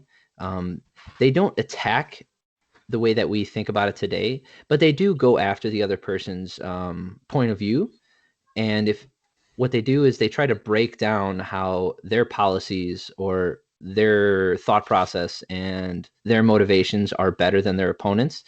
But all of that being said, what I really wanted to highlight is how close their ideas were and how they both had the same goal, but their methods of achieving that goal was, veered off in a slightly different Mm-hmm. path, or it came at it from a different direction. I was curious if we had talked about it recently, because I actually sat through and watched the entirety of the first debate like 4 or 5 weeks ago. I think I posted about it online. But yeah, exactly what you're talking about. One of the main subjects that they go into was whether or not they were going to use federal funding for teachers in Okay. schools. So, up to that point, there was not as much federal money, I guess, being used towards specifically teacher salaries. And the argument was whether or not that money would be essentially just handed over to the state to determine how it was divided up into education, or if it was going to go directly into teacher salaries. Like it was a very complex debate that they were arguing on, and arguing about the merits of both of them expressed the goal that we want teachers to be paid more and we want more funding towards education, and education was the path to competing with the Soviet Union. Like Yes. that, both of them absolutely acknowledge that point, and we're just arguing about what is the most effective way to do this, what's the way to do this without infringing on states' rights, people's like it, basically just having an actual intellectual argument about a subject that both of them were intent on trying to accomplish. And it was something that they were speaking to, that they could enact change in. It's Mm-hmm. something that from their position they could affect like they could actually enact policy in order to put forth their idea, instead of talking about theoreticals and ideological arguments that might not necessarily have the ability to change, even though that they believe in a certain thing. You touched on this a few weeks ago, where when you're picking out who you're voting for, the first thing is obviously morals, merit, and voting history and character. But then the second thing is, from the position that they're running for, are they able to enact change in the things that Mm-hmm. their views align with mine in? And the first debate, when you watch them speak, it's been a while since I watched it, so I'm going off of like memory here. Like, it's not fresh in my mind, but I remember them speaking to things that they could enact change in. Whereas Yes. when you watch these two knuckleheads scream at each other now, I'm being very demeaning on purpose. I'm not being demonstrative here. Like, I'm being serious. Like, these are two, like, they're essentially two grown ass, old ass men standing on their porch and yelling at their neighbor about they're not picking up their dog shit. Like, I'm not joking. It's the same conversation you can hear when you go outside and you have two neighbors who don't agree with each other. This is the same shit you would hear. You'd be like, I know you didn't pick that shit up, and I know he's doing it on my lawn. No, he's not. That's another dog. I would never do it. Like, so these guys aren't even speaking to things where they can enact change. They're speaking in theoreticals, and they're talking about, like I said, ideological arguments, in which they'll say, like, one of the issues that came up was not giving it didn't even come up. It was like in a passing phrase by Biden, where he was like, well, he's like, I don't want to shut down the oil industry, but I want to stop giving them government subsidies. That's an actual argument that can be made, like whether or not that's going to be effective in moving forward and getting our dependence off of oil and towards renewable energy sources. That's a real thing that can be discussed in a less heated and more educational manner and intellectual. And let's be frank, because I'm in a position where I can't necessarily go into a I know you demeaning can't. Yeah. tone on either of them, but there was no substantive argument on the U.S. energy policy No, in neither any one of them debate. said anything. All they said, It all boils their down to, you hate fracking. No, I don't. yeah, one of them That was was like, you said essentially, you're gonna kill jobs, and he was like, no, I didn't, and then he did before, or like, it's so stupid. Like, yes. the real discussion in energy policy comes down to how much environmental damage is being done right now by the current methods of energy extraction and usage that is currently being applied in our transportation system and our energy consumption system, right? So what is the environmental impact with that? What is the proposed environmental impact, and I guess population or people impact, like the impact on the well-being of human beings, of more renewable based energy sources? Because batteries, like, anybody who champions electrical energy. Oh, go ahead. I was going to say, when we're talking about either of these things, both sides of the debates on energy policy seem to be boiling it down to arguments that they're not necessarily having arguments over the actual issues. It's having arguments over which team it's I like the Bears. No, I like the Green Bay Packers. Like they're not actually arguing about anything necessarily of merit on either side of these things. No one's arguing about the national security effect that U.S. energy production through fracking has and how that has changed the landscape of the globe. No one's Yeah. discussing how disruptive it would be to remove that landscape. No one wants to talk about how much more pollution comes from natural gas extracted in Russia versus natural gas extracted in the US, because it's in the realm of 40 to 50% more pollution literally per pound of natural gas extracted from Russia versus the US. So if we export less, more is going to be exported from Russia. So we will get dirtier natural gas exported to countries that still have those energy needs. So yeah, and then so there's arguments to it. Yeah, and then on the green side, if you were to scale up that technology to meet future demand, what is going to be the mining and mineral requirement? What, like, can it even be scaled up without enormous government subsidies? And, you know, how long is that going to take to even possibly scale up? So to Trump's credit, he did bring up like everything was in passing. These guys couldn't speak for like 5 minutes without being interrupted or the other person yelling, which is another pet peeve of mine. Like that's not having a discussion. You're just yelling at each other, like I said already. But to Trump's credit, he did mention, he was like, what, are you going to stop China from using oil too? And like that was the passing thing. Like nobody touched on that. Like if you break down their arguments, like they both have merit in their argument and what they're talking about, but it's about enacting policy. People don't understand that batteries, like electric cars, are not necessarily green in the way that you think. They do consume less, like even start to finish, the production of a electric car over the lifetime of that electric vehicle will use less fossil fuels and put out less environmental impact than a gas powered vehicle, and the mining and because it has to do with efficiency and a bunch of other things.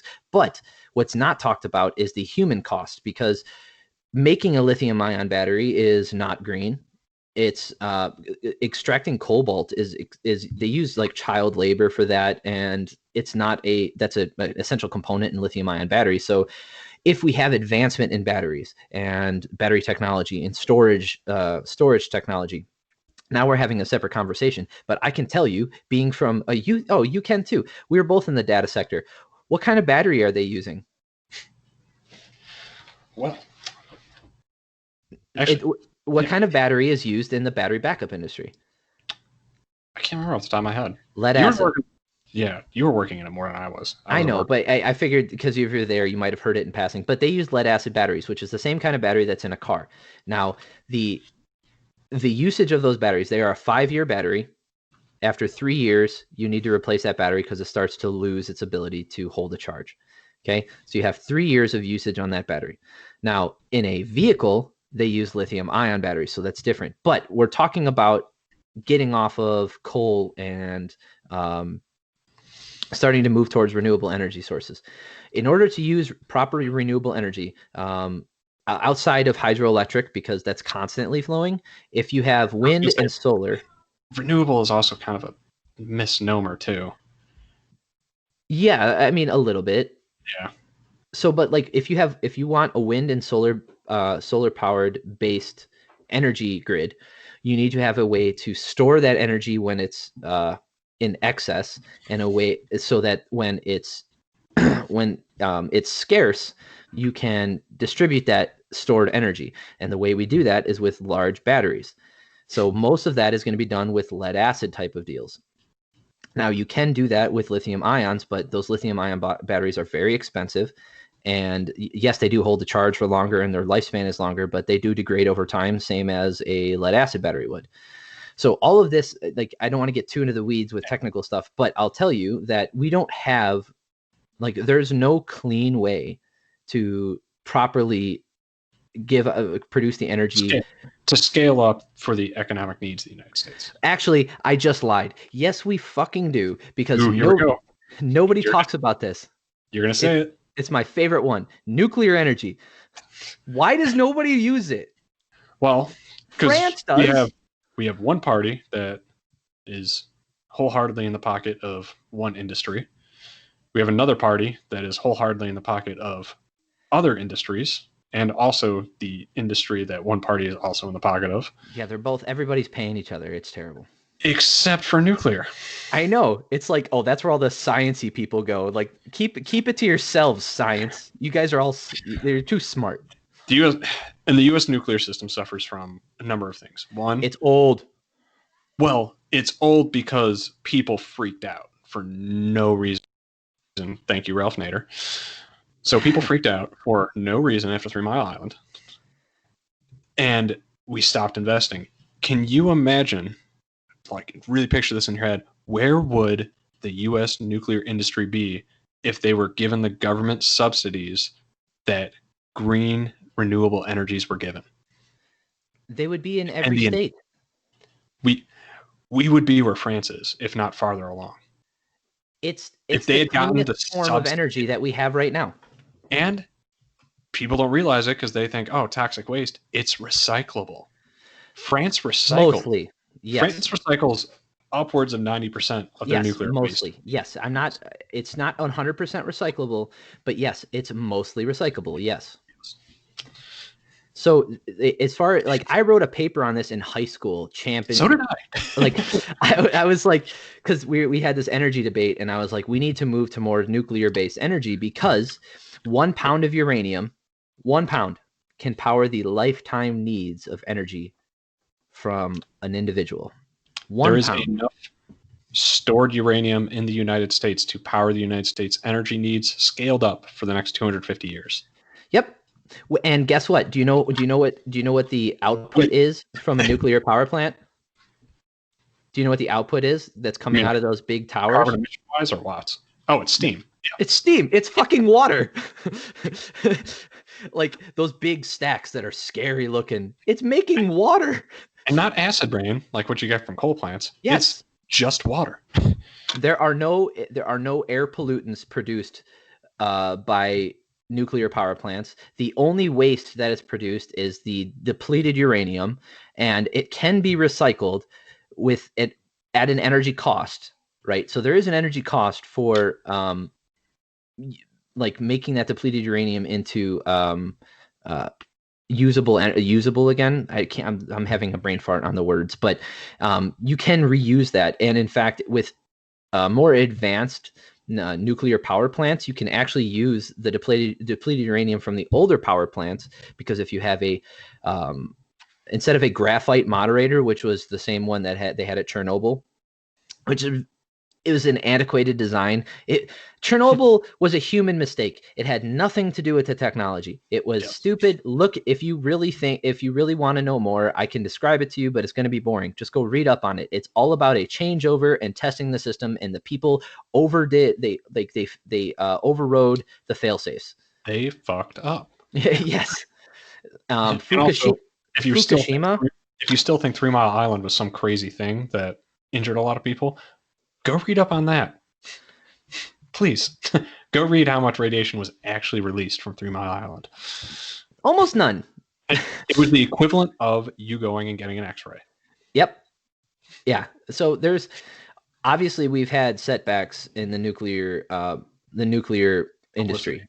Yes. Well, we've had setbacks. Obviously, Fukushima is the most recent one. We're still dealing with that. Wasn't great, with the giant tsunami that came in and flooded the reactors and then got back out in the environment. Not great. Also not great to put your reactors right next to the ocean. Anyway, we don't have to get into that.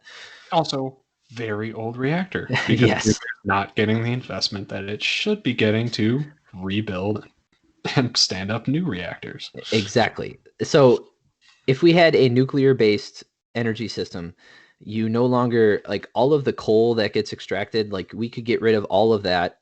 We could get rid of, like, we would still need oil to power gas-powered vehicles, but... And the plastics industry, like that.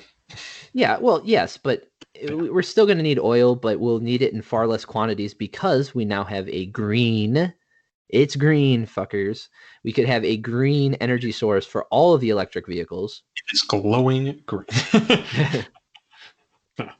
So there's just, like, nobody brings it up because it's not a sexy topic. Everybody wants to talk about the jobs in the oil industry. And here's another thing that nobody talks about with nuclear. They're educated jobs. Mm-hmm. So you want more jobs that require like that can't be easily replaced by automation?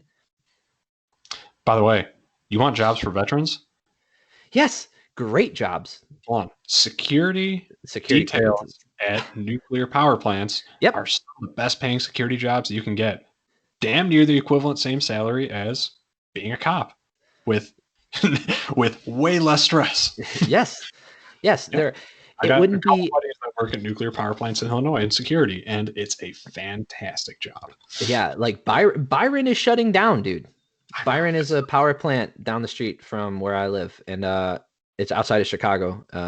People might know it from the Byron Raceway. There's a drag track there, but there's a nuclear power plant in Byron, and they're shutting it down. No plans to replace it. No plans to put up new ones. In fact, I think there's People, politicians try and throw on it nowadays that it's not cost effective. It's not cost effective because they're not getting the same government subsidies as everyone else. That's the that's the real truth of it. I It's would not even argue against that. I would say that over the lifetime of that nuclear power plant, it is more cost effective, both in because think about medical bills and medical costs for all the people who are taking or mining coal, mining coal, fracking. wastewater disposal from fracking, and how that affects surrounding farms. Like the natural impacts of all of those absolutely dwarf nuclear. Yes, and nobody talks about this because it's not a sexy topic. And the people in those industries tend not to be the loudest, which kind of they tend to be scientifically minded people who historically are really bad about speaking publicly.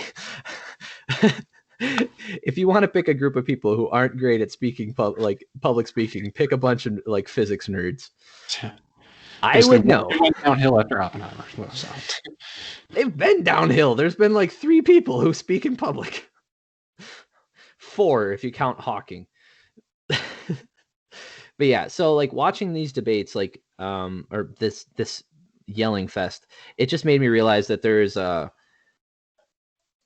so much being left on the table as far as information given to the public.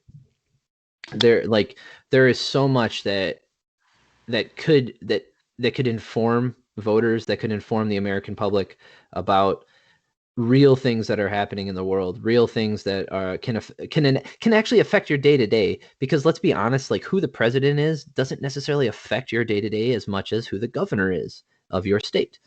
It's that's just the nature of like escalating governmental scale. Like the guys who are way at the top have less effect on your day to day life. Do you know what we did not get, and everyone is going to vote without really knowing? How do their foreign policies differ? Oh, one of them says that your son is over there doing illegal shit, and the other one says that you're doing illegal shit over there. So that's how they differ. Right? Is that what you asked? I'm pretty sure that's what you asked me. That's all that matters. That's all that really matters. How is the U.S. going to interact with China? That's a great question. How is it going to be different from the previous one? So how is your administration going to interact with North Korea? Is your policy going to be different than the previous ones? Because we had a stark shift with North Korea. Yeah, we did. It didn't necessarily result in anything of substance, but okay, how is the relations going to change? What is going to happen in North Africa moving forward under your presidency? Is that going to change? Nobody talks about Africa because it's not a sexy topic. Oh, yeah, that's cool. I mean, I guess it's not sexy to talk about, the future of the earth in North Africa, having a country that have slave markets, and at the same time, a country that's been bombed. I'm talking about Libya now. In the past 10 years, by 7 different countries completely independent of each other. Yeah, there's no lack of leadership on the international stage talking about how they're going to address any of these issues. No, it's not sexy. What they want to talk about, like they'll mention China in an offhanded remark to criticize the other person. They'll mention, oh, he's got bank accounts in China. Who the fuck cares? That doesn't mean anything. Tell me what you're going to like. Cool. At least with Trump, like at least with Trump, we can see what his with his presidency, we saw our interaction with China. Like, there's a good chance that that's going to be how it is for the next 4 years. Um, Same Maybe. with North. No, I know. Well, that's what I'm saying is at least with him we have data, right? With Biden, we don't have the data necessarily. I mean, we could look at Obama's presidency, but that's not necessarily the views that Biden holds. But you're right, we don't know because no one's fucking talking about this stuff. Everybody just wants to yell at everyone and tell them that they're like, oh, dude, you're old. Like, you're old too. You guys both suck. Stop yelling at each other. Can we talk about something of substance, please? What's your policy in the South China Sea? What's your policy on Taiwan? That'd be a real interesting question to ask both of them. Yeah, you know what? That would be a fun showstopper because like that could end your relations with China almost immediately. Exactly. Let's hear that question though.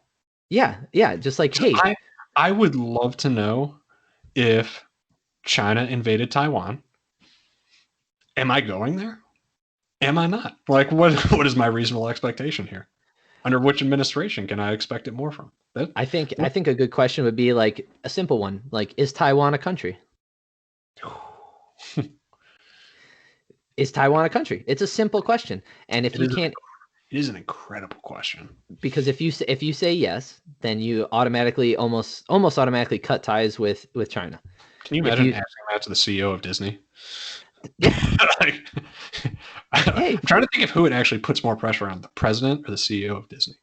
NBA, yeah, like anybody the president of the NBA is Xi Jinping, so I mean, I wouldn't ask him. Whoops. Did I say that out loud? Yeah, dude, it's like I would really like yeah, like there's these two ding dongs in Afghanistan. I know what one administration's plan is. What's your plan? Are you pulling out of peace talks? Are you going to continue with them?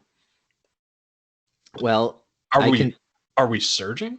If I'm going to go off, like, let's be honest, if I'm going to go off of the administration he served under, when things weren't going well in Afghanistan, the Obama administration's answer was over 100,000 troops surging into Afghanistan, trying to get it under control.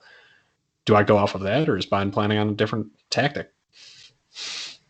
Yeah, there's no substance to anything that these two said, and I don't use Facebook anymore. And all I use Twitter for is like the MMA feed, but obviously politics seep into my feed because, you know, they're people who talk about fighting. So obviously they spout off shit. And I haven't seen a single like real argument on there other than like I've seen some domestic policy stuff. Like but most of it are not things dealt with from the presidential seat or from the power of the president. No, exactly. They're not real. They're not things that these people can do. All they are in, like I said, emotional and maybe slightly intellectual arguments over something that isn't practical. Like, you can't do anything. They're not going to be able to do anything about it. Like, I don't care how much he hates the color orange. He can't make everybody not wear orange. That's not something he has the power to do. So even if he says that 1,000 fucking times, it doesn't matter. Like, well, orange is my favorite color though. Like, he's saying I can't wear orange. It doesn't matter. He can't make you not wear orange. It doesn't matter. Does he agree with the other things that he can actually do? Like, morally, do they align morally with your values? Does his decision making align with what you think is an appropriate decision? If in the things that he has enacted, then that's where you should be leaning. I don't give a crap whether or not they like that color because they can't change anything about whether or not I like it. Like, do you know what's amazing? And this isn't because I haven't looked it up. I legitimately don't know what either of their real plan is for healthcare in this country. I know Biden wants to bring back, like, he wants to strengthen Obamacare, which means nothing. It means nothing. I don't actually know what he means by that. Yeah, he wants to expand Obamacare, which means nothing to me. And then I know Trump wants to get rid of Obamacare, but that doesn't mean anything either, because is he also going to be supplying a government insurance option? Like, honestly, but then he says all the things that people like about Obamacare are going to stay, which is hard to do unless you make a plan that's very similar to it. from a federal stamp, like from how the federal government can interact with healthcare in this country. Like if you Yeah, had, if I think, I don't know, and that's my point of it. Like I don't really know what either of them actually envision the end state being. yeah, I I wish somebody would bring this up, but a state-run insurance option seems like a good idea to me. Like people like, oh well, my state's messed up. Well, then you're going to have a bad insurance plan, so go with I something mean, else. But like if you had that an is option, that is what the Affordable Care Act was based off of. It was Romney Care from yeah, Massachusetts. Like that. yes, That that is literally the model it was made off of. but the application was different. Yeah, but like, that's they basically just took a state plan and tried to do it at the federal level, And you can't do that. it. Yeah. Yeah, like you took something that manages a couple million people and you're like, oh, well, we'll just scale that up. That's not how that works. Like, I mean, like, there's some arguments to whether or not it accomplished its goals of what it was trying to do. Like, yes, yeah. Well, if its goal was to make sure that there were less uninsured people in the country, I think it did accomplish that goal. If its goal was to reduce the healthcare costs on your average American, it did not do that. Yeah. Because making something mandatory no longer it takes all the power away from the people and gives it to all the people holding the contracts. So you now are forcing it was essentially written by insurance companies. Of course. Yeah. Like that's who wrote the plan. So like if you're now forced to purchase an insurance plan, like they don't have to cut costs because you're going to have to do it. Like I don't have to bend what like my regulations and rules because you have to put up with it. Like if you do a system similar to how they do car insurance, I've said this for years and I don't understand how it hasn't been put in place by people who are much more intelligent than I am. Like when you fill out your insurance application for car insurance, how many questions do you have to do? Is it more than 3? I feel like I go through somewhere in the realm of like 12. Yeah, well, like, when you go through and apply for discounts, that's where that's the majority of what you are trying to go through with car insurance is how many discounts can I get? Exactly. That's what I'm trying to get at is it's like here's the make and model of my car and here's everything that I think about me will get it cheaper. Right. So what they have is statisticians. They have actuaries. Yeah. They have actuaries who are going through the data and they show that like an 18-year-old who buys a red Mustang is going to cost our company who has a 3.0 average and does not have his own home is going to cost us on average this much per year. So we need to charge him X amount in order to guarantee that we will be making money off of this person. As far as I'm concerned, I have no problem with this policy, even though it might negatively affect those who don't necessarily fall under that average. So I'm less inclined to be angry about it. Mm-hmm. When you fill out your health insurance application form, they ask you like 3 questions. Do you smoke? Do you have any existing conditions? I can't think of a third one. And they don't really ask existing conditions. No. So they ask, are you a smoker? You can't think of at least 5 more questions that might affect my cost to you as a company. Like, I don't know, general health and wellness, my resting heart rate score. What was your last reading from your blood pressure from your doctor? Blood pressure. So I think there's one indicator that has a stronger correlation with longevity than any other as far as like a biometric reading, and that's VO2 max. So it's not a common thing that you do. You like VO2 max, for those of you who don't know, is where they like, if you ever seen like an athlete, like it was in the RG3 commercial for Gatorade where they put a mask on you and they have you run on a treadmill and they can tell how much oxygen your body can absorb at any given time. That's your VO2 max score. If I had a health insurance company, I'm doing a goddamn fitness test.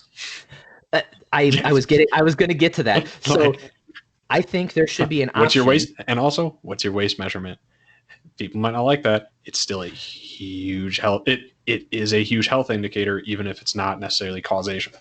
If I can get your body fat measurement, your body fat percentage, if I can get your height and weight, even though those are less indicators, but it's just more data. I would rather have a body fat percentage, your VO2 max, and I would have an option to like run a physical fitness test. And Yeah. we Fitness already test have this. discount. Yes. Like, and also, are you, you could also put grades on there. I don't know. I'm sure there's some sort of indication. I don't know what it is, but like, are you, are, Are you are a you, vegan? are you a vegan? Are you a college graduate? Any of these Yeah. things can affect your general health and wellness over large amounts of data. So, given all of those parameters, I think we would see a reducing cost and people at least aware of the fact that like what they're doing is costing them more money. So, for those people who are on the edge of like, I want to get in shape, but blah, blah, blah. If they knew like, oh, dude, I could save $200 a month by running more, like, fuck, okay, fine, I'll do that. And not eating a Oh, cheeseburger every day. oh yeah. Because I mean, So, everyone that has health insurance in this country, you are paying for it. yes, I'm paying Like, for everyone else who's unhealthy. yeah, it's not like your work is not paying for it. They're taking money from you to pay for it. Yes. Like, I think there's a lot of people that really don't understand that though. Like, it's not like this magic thing like, oh, sweet, I get health insurance through my job. Like, no, your job is just paying. They're basically picking your plan for you and then paying for it for you. Like, you're not actually paying for your, like, you're not just getting it from your job. You're just not getting a choice in it and getting stuck with whatever plans they have and however much they're going to take out of your paycheck to do it. That's exactly right. Because the issue that I have with this stuff is it's not that I want to punish people for their life choices. That's not what I'm trying to do. What I'm saying is like, I would rather have it be you determine your cost. Just like if you're a safe driver, you pay less money. We all do that. So Yeah. if you are a safe liver, like you generally have a low stress, you have a low physical impact job, and your general health and wellness is good, you're going to cost the insurance company less money. Therefore, Mm-hmm. you can lower your cost and they still can make money off of you. Yeah. So if they did that, like that's the problem I have with universal healthcare in this country. Everybody wants to act like, oh, well, Europe does it. Europe isn't fucking 52% obese. Well, some of the countries are getting there. They're Yes. they're getting close. Yes, and I bet you will see a trend in increased health insurance costs. Like it's just a simple fact. The more obese your population becomes, the more health costs they're going to incur over their lifetime. It's a known thing. This is not something controversial. We all know it's true. So if you try to apply what something like Sweden, which is a generally healthy country and has a decent healthcare system for a small amount of people, and you try to apply that on a large scale with a morbidly out of shape and dangerously unhealthy population, you're going to see totally different results than you would, because And it's not comparable. there is also truth to how essentially we subsidize large parts of their healthcare system. Yes, because we put in all the work up front and they get to benefit from all of those costs Yes. or lack of cost on their end. Yeah. Like there's definite truth to that fact. So like We I'm study all the not fat people here, so then when they get fat, they know how to take care of them. yeah, and I'm not That sounds so I bad, but it's true. I'm not necessarily opposed to a public option in the US. That's fine too. I'm not necessarily opposed to that. But how we have it structured now is complete dog shit. It's awful. Yeah, without a shadow of doubt in my mind, we are doing it as ass backwards as we possibly can. We pay more per capita to the US government for healthcare than people in Canada do. Yes. We pay more of your tax dollars that you pay every year go towards healthcare that you basically don't get. Yes. And you still are getting money taken out of your like all right, yeah, we're doing it ass backwards. That's obvious. But we're pretty much presented with one option of all right, universal healthcare, which there's arguments to be made on how that could potentially cut costs, but there's plenty of arguments to be made in the long run of the disadvantages of it. And no one seems to really want to go the other way with it, or basically just make people pay for it themselves, but do it more of an open market the way you're talking about it. Because I think for some reason that's scary to people, or they think like Well, they're it not should going to, be. because they think they're just not going to be able to get it. And To be honest I don't with know. you, it should scare some people because if they realize that they're going to have to incur all of their health costs on their own, like there are certain things like pre-existing conditions which people clearly did not decide to do themselves, and for all of those things, Yes. we should be able to governmentally subsidize those issues. There, nobody chose to have cancer, right? Like, Nobody chose to be a type 1 diabetic. nobody chose to be a type 1 diabetic. Nobody chose to have Down syndrome. Nobody chose to be born with one arm. You know, these are things that people are like pre-existing conditions that they had no control over. This is not a choice thing. And for those people, there should, like, we should have a subsidy that allows those people to only pay what I would consider a comparable amount on their health insurance as a in shape, as long as all the other factors. So just because you have something wrong with you, not wrongness, I don't think that's like, I don't want to put that on somebody, but if you have some sort of disability, right, or if you have some sort of um, physical inability that you were born with, this doesn't exclude you from paying your fair share. Like if you're born as a type 1 diabetic and then you also like treat your body like dog shit, that's a choice. I'm not saying your life is easy, and I'm not saying that you have it the same as everyone else. Obviously, it's not, that's not the case. What I'm saying is people make those choices, and you have to make harder ones. Just like if you're I use this example all the time. If you're born from a tall family and all of a sudden you're 7'6", your choices in life are opened up to you that I would just never have. Like, you can be in the NBA way easier than someone who is 6 foot tall. It's not like you And don't have to work. yeah. And you're probably not going to be on a tank crew. Right. Like driving in tanks in the army is probably not the job for you. Like I hope that's not your dream or your goal, but that's going to be rough. Yeah, life like isn't fair like that. And I know Yeah. people like that sounds harsh, and I'm not trying to criticize anyone who has a difficult life. What I'm saying is, like, we should be able to properly subsidize the costs that are incurred by by something that someone had no choice in, without giving just like carte blanche and a blank check to everyone who wants to choose to live their life poorly. That's not fair to everyone else. Like for someone who I like, am I in the best shape in the world? No, but compared to your average American citizen, I'm a freaking like 5-star athlete.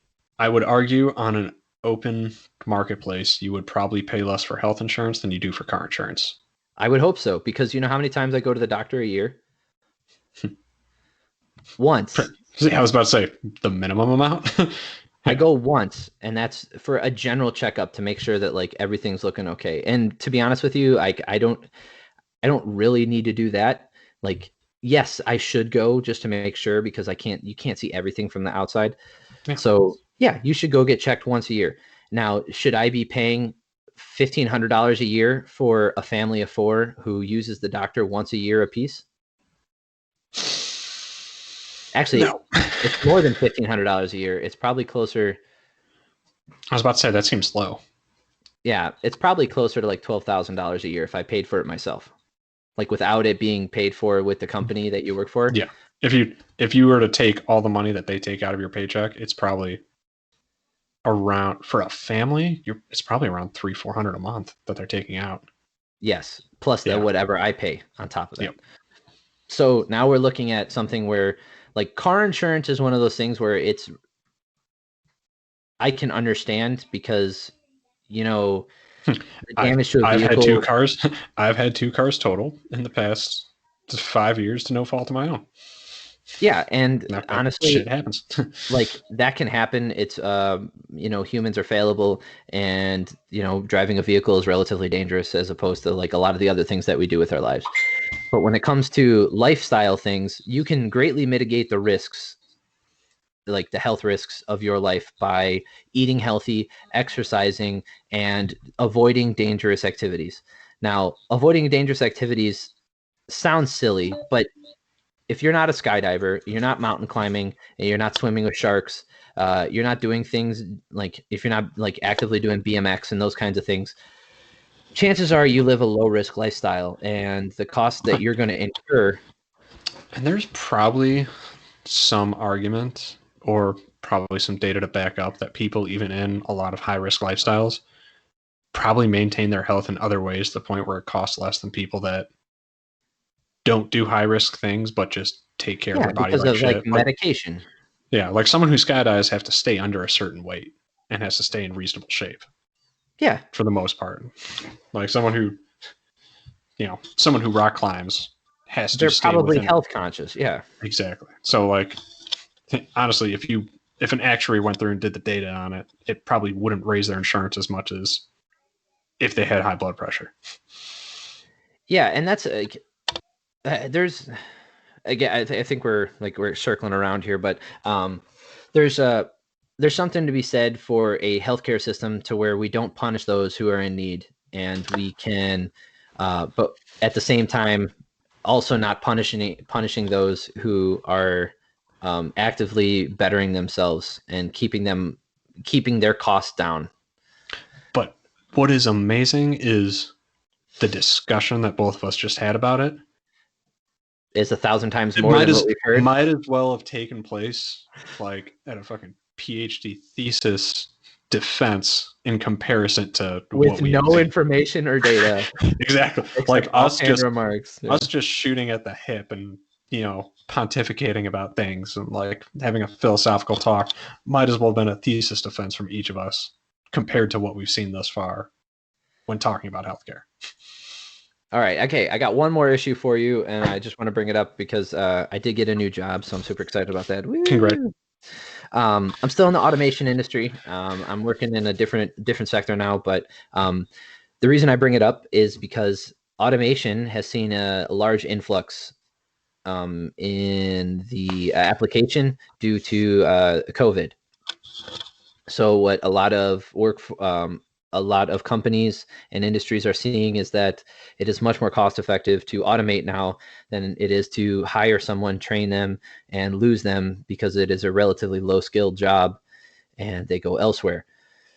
So I could actually explain that a little bit better. So if you have three companies, right, and they need someone who puts things on a pallet, right? So that job is literally as low skill as it gets. And I'm not this don't take this to heart if you do that. Like I'm not criticizing you. It's just like let's be honest, it doesn't take a lot of training to take something from one place and put it to another. UPS hires kids to do this stuff. So if you hire someone at $10 an hour to do that at company A, company B says I'll pay you 11, and they'll leave because there's no loyalty in that, and it's a low skill job, and the guy's offering more money. There's no like moving up in the pallet loading industry, so this guy's going to pay me more money for the exact job I do now. I'm going to leave. Company C comes along and says I'll pay you $15 an hour. Okay, well I'm going to go over there now.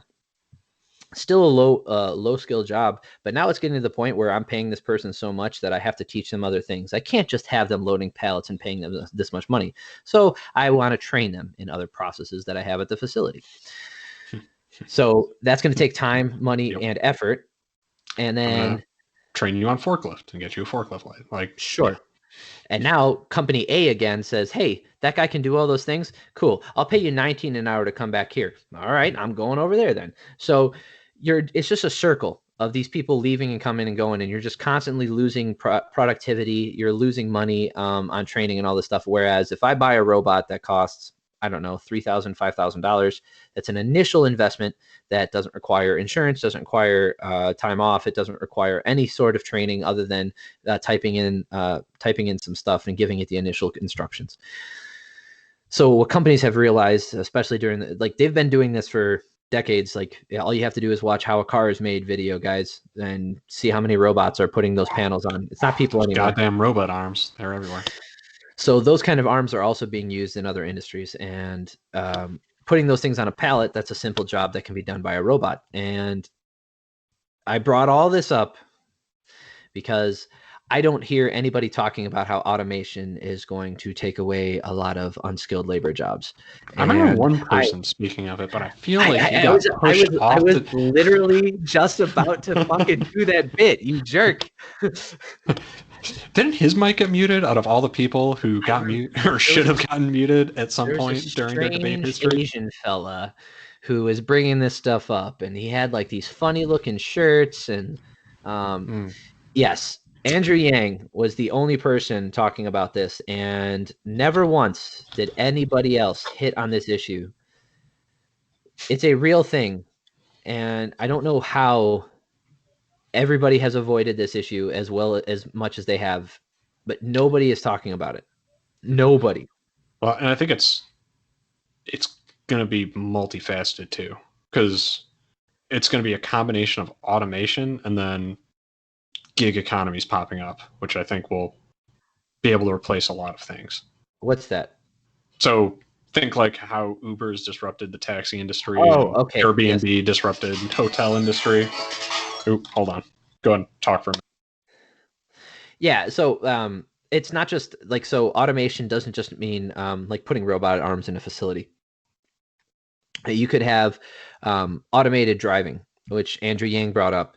A self-driving vehicle doesn't require brakes, can drive exactly the same with the exact same safety parameters 24/7, and doesn't require restrictions or anything. So once it is operating at a acceptable level, those will now go to a completely automated workforce. So we no longer have truck drivers. Absolutely. Think about your retail space. How often do you go to the store now? I would venture to bet that it's a lot less than you did in the 90s, if you're old enough to say that. So if you think about that, how about Amazon? Amazon not only automated the buying experience with going online. I would consider that a form of automation, because you are getting rid of the search process of talking to a retailer, Nope. and you're driving around. But Amazon they also, basically killed the mall. Just put that. yeah, it's just They so put an like, entire mall online. so you want to talk about like like this does sound negative because people are losing their jobs, and I'm not advocating for that, but we're also not like, and people, the best example I can give is farming. Yeah. 100 years ago, one farmer was taking care of a certain plot of land, and then with the advent of certain technologies, the advance in plow technology, advance in tractor technology, now that one farmer can handle 5 plots of land. And now it's to the point where they are GPS controlled, and guided. They are relatively automated, like these giant combine, like the combines are huge. And now one farmer can effectively take. I'm just throwing shit out. I don't know. So if you're a farmer out there and you're like, that's not how it works, fine. But generally, what I'm saying is true. Now, this one farmer is able to handle 15 plots of land or 20 plots of land. So the small family farmer is no longer in existence. There is a future that we are headed towards where there are no farmers. It's not a job that's going to be valuable in the future because it's all going to be automated. Now, you can look at that as a negative thing, saying we're losing our heritage or we're losing our history. But what I look at as, we have a mass amount of food that needs to be produced, and we are automating that process. So there are no longer manual labor jobs needed for those activities. We can now focus on higher level things like increasing, like we can increase our education to focus on the STEM fields. We can increase our art, the ability to do more freedom in the art world. And Although I will say, and I think this kind of goes especially into the art field and some of the other industries, don't get comfortable necessarily depending on your job. Because I think there is going to be a tidal wave coming of different ways that different industries change from here on forward. And kind of before I got the phone call, what I was talking about with the way Uber disrupted the the cab gig industry. economies. Yes. So that's going to expand out to different areas.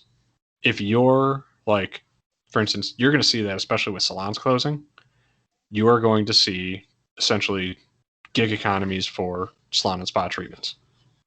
You're going to see a lot of people changing to models where they can just work out of their homes, make appointments through apps, shared spaces. They already do. Yeah, I know. It's definitely going to move in that direction. Well, just start, like, just take a minute and think about your job. how secure is it? How secure do you really think it is from potentially being done by how other people essentially share their own time, space, or equipment? Like, one thing I think is going to be coming, especially for places like Lowe's, Home Depot, and those types of places, a lot of places that sell tools or tons of equipment, I can see getting replaced by essentially an app where people rent out their own tools and rent out their own equipment to each other through a shared network. A lot of like Yeah. there, I think you're just going to see a lot of people that take a look at the models that have come up for how people share things and how people essentially just do gigs, and you're going to see an advent of more of that. People in construction industry just like, hey, I need someone that can do this for this day over at this job site, and people navigating through, hey, I got some time, I can go paint for someone, just shit like that. Like, and especially Scab. if You you're should call it scab economies. Bunch of basically a scab non-union economy. scabs. And if your job can be done online right now, if you're sitting at home and you're working remotely, you should be terrified about the prospect of your job going overseas. Uh-oh. Every single person that has been able to work from home should consider that as a possibility for their job. If your entire job is work from home and it hasn't impacted you and your company is taking note of that, I think I'm okay for a while. all right. But, that's, everyone's applauding how awesome it is that everyone can keep working from home. There's going to be some companies that take a look at that and go, oh, that whole division was fine not having a physical office here. What if we just had a bunch of people in Singapore working from their home computers doing it? Mm-hmm. Yeah. So on that dour note, let's just talk about some things of substance that could be affecting the future. And unfortunately, what Andrew Yang brought up, which is probably going to be more dire and happen more rapidly as a result of COVID. Yes. Yeah, there's it's not going to be coming any slower because of the pandemic. No, if anything, it got companies accelerated. Yeah. Yes. Yeah, we saw a boost in the automation industry because of that. Everybody was very worried initially that the orders weren't going to be coming in, but turns out people are looking to automate even more than before. So, all right, everybody. You got anything positive you want to put out there so we don't leave everybody all like doom and gloom? I have a positive one for all the stuff that we're go saying. for it. So, given the fact that we're going to be automating things, I really do believe that going forward, we're going to have more time to ourselves. And in the future, like, I don't necessarily think that I'll be alive for the Star Trek future, where, there is no economy, right? We only have surplus. And I think jobs are just going to be different. Like, yeah, the way income works, the way jobs work, that's just going to fundamentally change. I think we are moving towards a better future. I really do. I think we're going to have a lot of growing pains, and we're seeing it now with the lack of job, like people losing their jobs, and like huge swaths of industry is just disappearing. I think the growing pains are really bad. There were people who were talking about this, but they got shut up, and it's really upsetting to see like educated people speaking intelligently on a national scale and essentially being shoved to the side and saying you're being ridiculous because they don't like one thing that person said. There's a clear lack of understanding, or at the best lack of understanding, but at worst malicious intent by the people who are in charge to suppress intelligent ideas and actually come up with concise and practical application and solutions and applications for the problems going forward. But all of that negativity said, I really do believe that when we come out of this stuff, I really think that we are going to have more time to work on ourselves and the people who are around us, and we won't be working ourselves to death necessarily the way that this country is now. Humanity is on a trajectory that it is probably impossible to really predict where it's going to end up. All that being said, if you just look at how things have changed over the past 100 years and how quickly things have accelerated change, I mean, like, that's what really gives me hope, is what I don't know and what people aren't expecting. Like that's Yep. where I Big draw most jump. of my hope from. Is what do I not have any idea is coming down the road? Because everything that we have now, I could not have possibly imagined. Like some of the technology that I have in my house, I could never have imagined owning or being able to afford. Some of some of the ways, So like, and legitimate, like, I have a funny one for that. Go ahead. Go ahead. yeah. And on the other bright side, apparently we can print all the money we want, no consequence, and everything's going to be just fine. So, so we'll figure it out. We don't have enough money. Just print more. Yeah. Um, I do have a funny one about that. We'll close on this unless you can think of something else. So when I was a kid, I had this dream. I love TV. I really do. I love video games. I was that kid. I played my fair share, probably too much. But when I got to high school, I was obsessed with architecture. I was obsessed with architecture before that. Lego houses, Lego metropolises, that kind of thing. I was obsessed with it. And one of the biggest things I always did was I put a screen in every room. I would put a screen in the bathroom. I'd put a screen in the ping pong table. I'd put two screens. I designed an entire game room where it was designed around a outward facing couch, not inward, where you would face each other, outward facing couch, so that you could look away and not screen cheat against your opponents, and you would have two screens on a wall. Kids And these days don't even know. all of this stuff that I'm talking about now is solved by this. I have a screen with me no matter where I go. It's crazy to me. Like when I was a kid, so those of you who were born before the year 2000 probably understand this. Do you remember like when you're sitting on the toilet and then you bust out the air freshener to read the label to see what it's made out of, or looking at the Also, shampoo bottle? hold on, dumb one-liner joke books. Oh, Uncle Tom's bathroom reader. Everyone had in their bathroom. Yeah. Literally, bathroom books. That was a thing. Yeah, I used to like we didn't have that stuff at my house. At my grandparents' house we did, but at my house we didn't have that stuff. So I would be like sitting there and I'd like grab a shampoo bottle and be like, "Oh, it's mostly water. Everything's mostly water. That's interesting. Oh, phosphate. Oh, interesting." I read shampoo bottles, you guys, and I know you did it too. Think about those times and how dark and gloomy they were, where now you can throw on YouTube and relax on your throne, which you might be doing right now. So I am not, but not you. I'm talking about the person listening to this. Oh, they definitely are. Hopefully, if they're still listening, God, you are a champ, and I love you, and you're my best friend now. Yeah. But no, I like to think of, so when I was a kid, I had one friend whose family was pretty well off, and until they went bankrupt, because it's what happened to everyone growing up.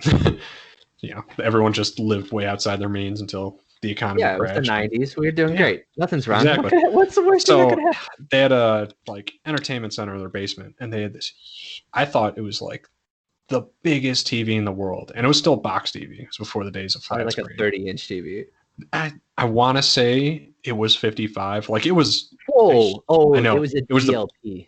Yeah, it was huge, and I thought there's no possible way I'm ever gonna afford something like that. Like, it's just crazy. Like, I didn't imagine my wildest dreams that I would ever be well off enough to afford something like that. And then fast forward to today, the TV I have right now in my family room shits on theirs, and it cost as much as the remote probably did for that fucking TV. Legitimately, so like the cost of one speaker for that TV is probably more than what I paid for the TV in my family. Yeah, I have a TV that's 9 years old, at least. It's a Sony KDL. It's just an LCD. It's not fancy, but it's a 52-inch TV, and it has lasted me this long. And I paid less for that than my parents paid for a 32-inch television that was a CRT and had no built-in, like I remember playing N64 on it and it looked like shit. Oh yeah. We now have plug-and-play solutions with HD and 4K that cost like a couple $100. I know. Like you could buy this TV in my room right now probably for like $100. It's bananas. It's awesome. Anyway, that's good news, everybody. We can buy shit that like we can just buy things now. Yeah, we can buy Online. shit. Go on Amazon, Yeah. go buy stuff. It's money's worth stuff. We can use it. Brought to you by Amazon. While it still lasts. All right. All right, everybody. Thank you for listening. If you made it this long, you are a champ, like he said. I also love you. There's plenty of love to go around. We both love you. So send some love our way. Like and subscribe. Tell a friend. Let us know why you hung in this long. Let us know that. If you're still listening. Why did you listen to this? Yeah. Let us know. I'd want to know, honestly. Yeah, because we'll talk about that more because we're just shooting in the dark here and hoping that people like this stuff. Thank you guys all so much. And I hope everybody has a less doom and gloom day and go vote. Oh, for the love of God, please go vote. All right. Bye, everybody. Take care.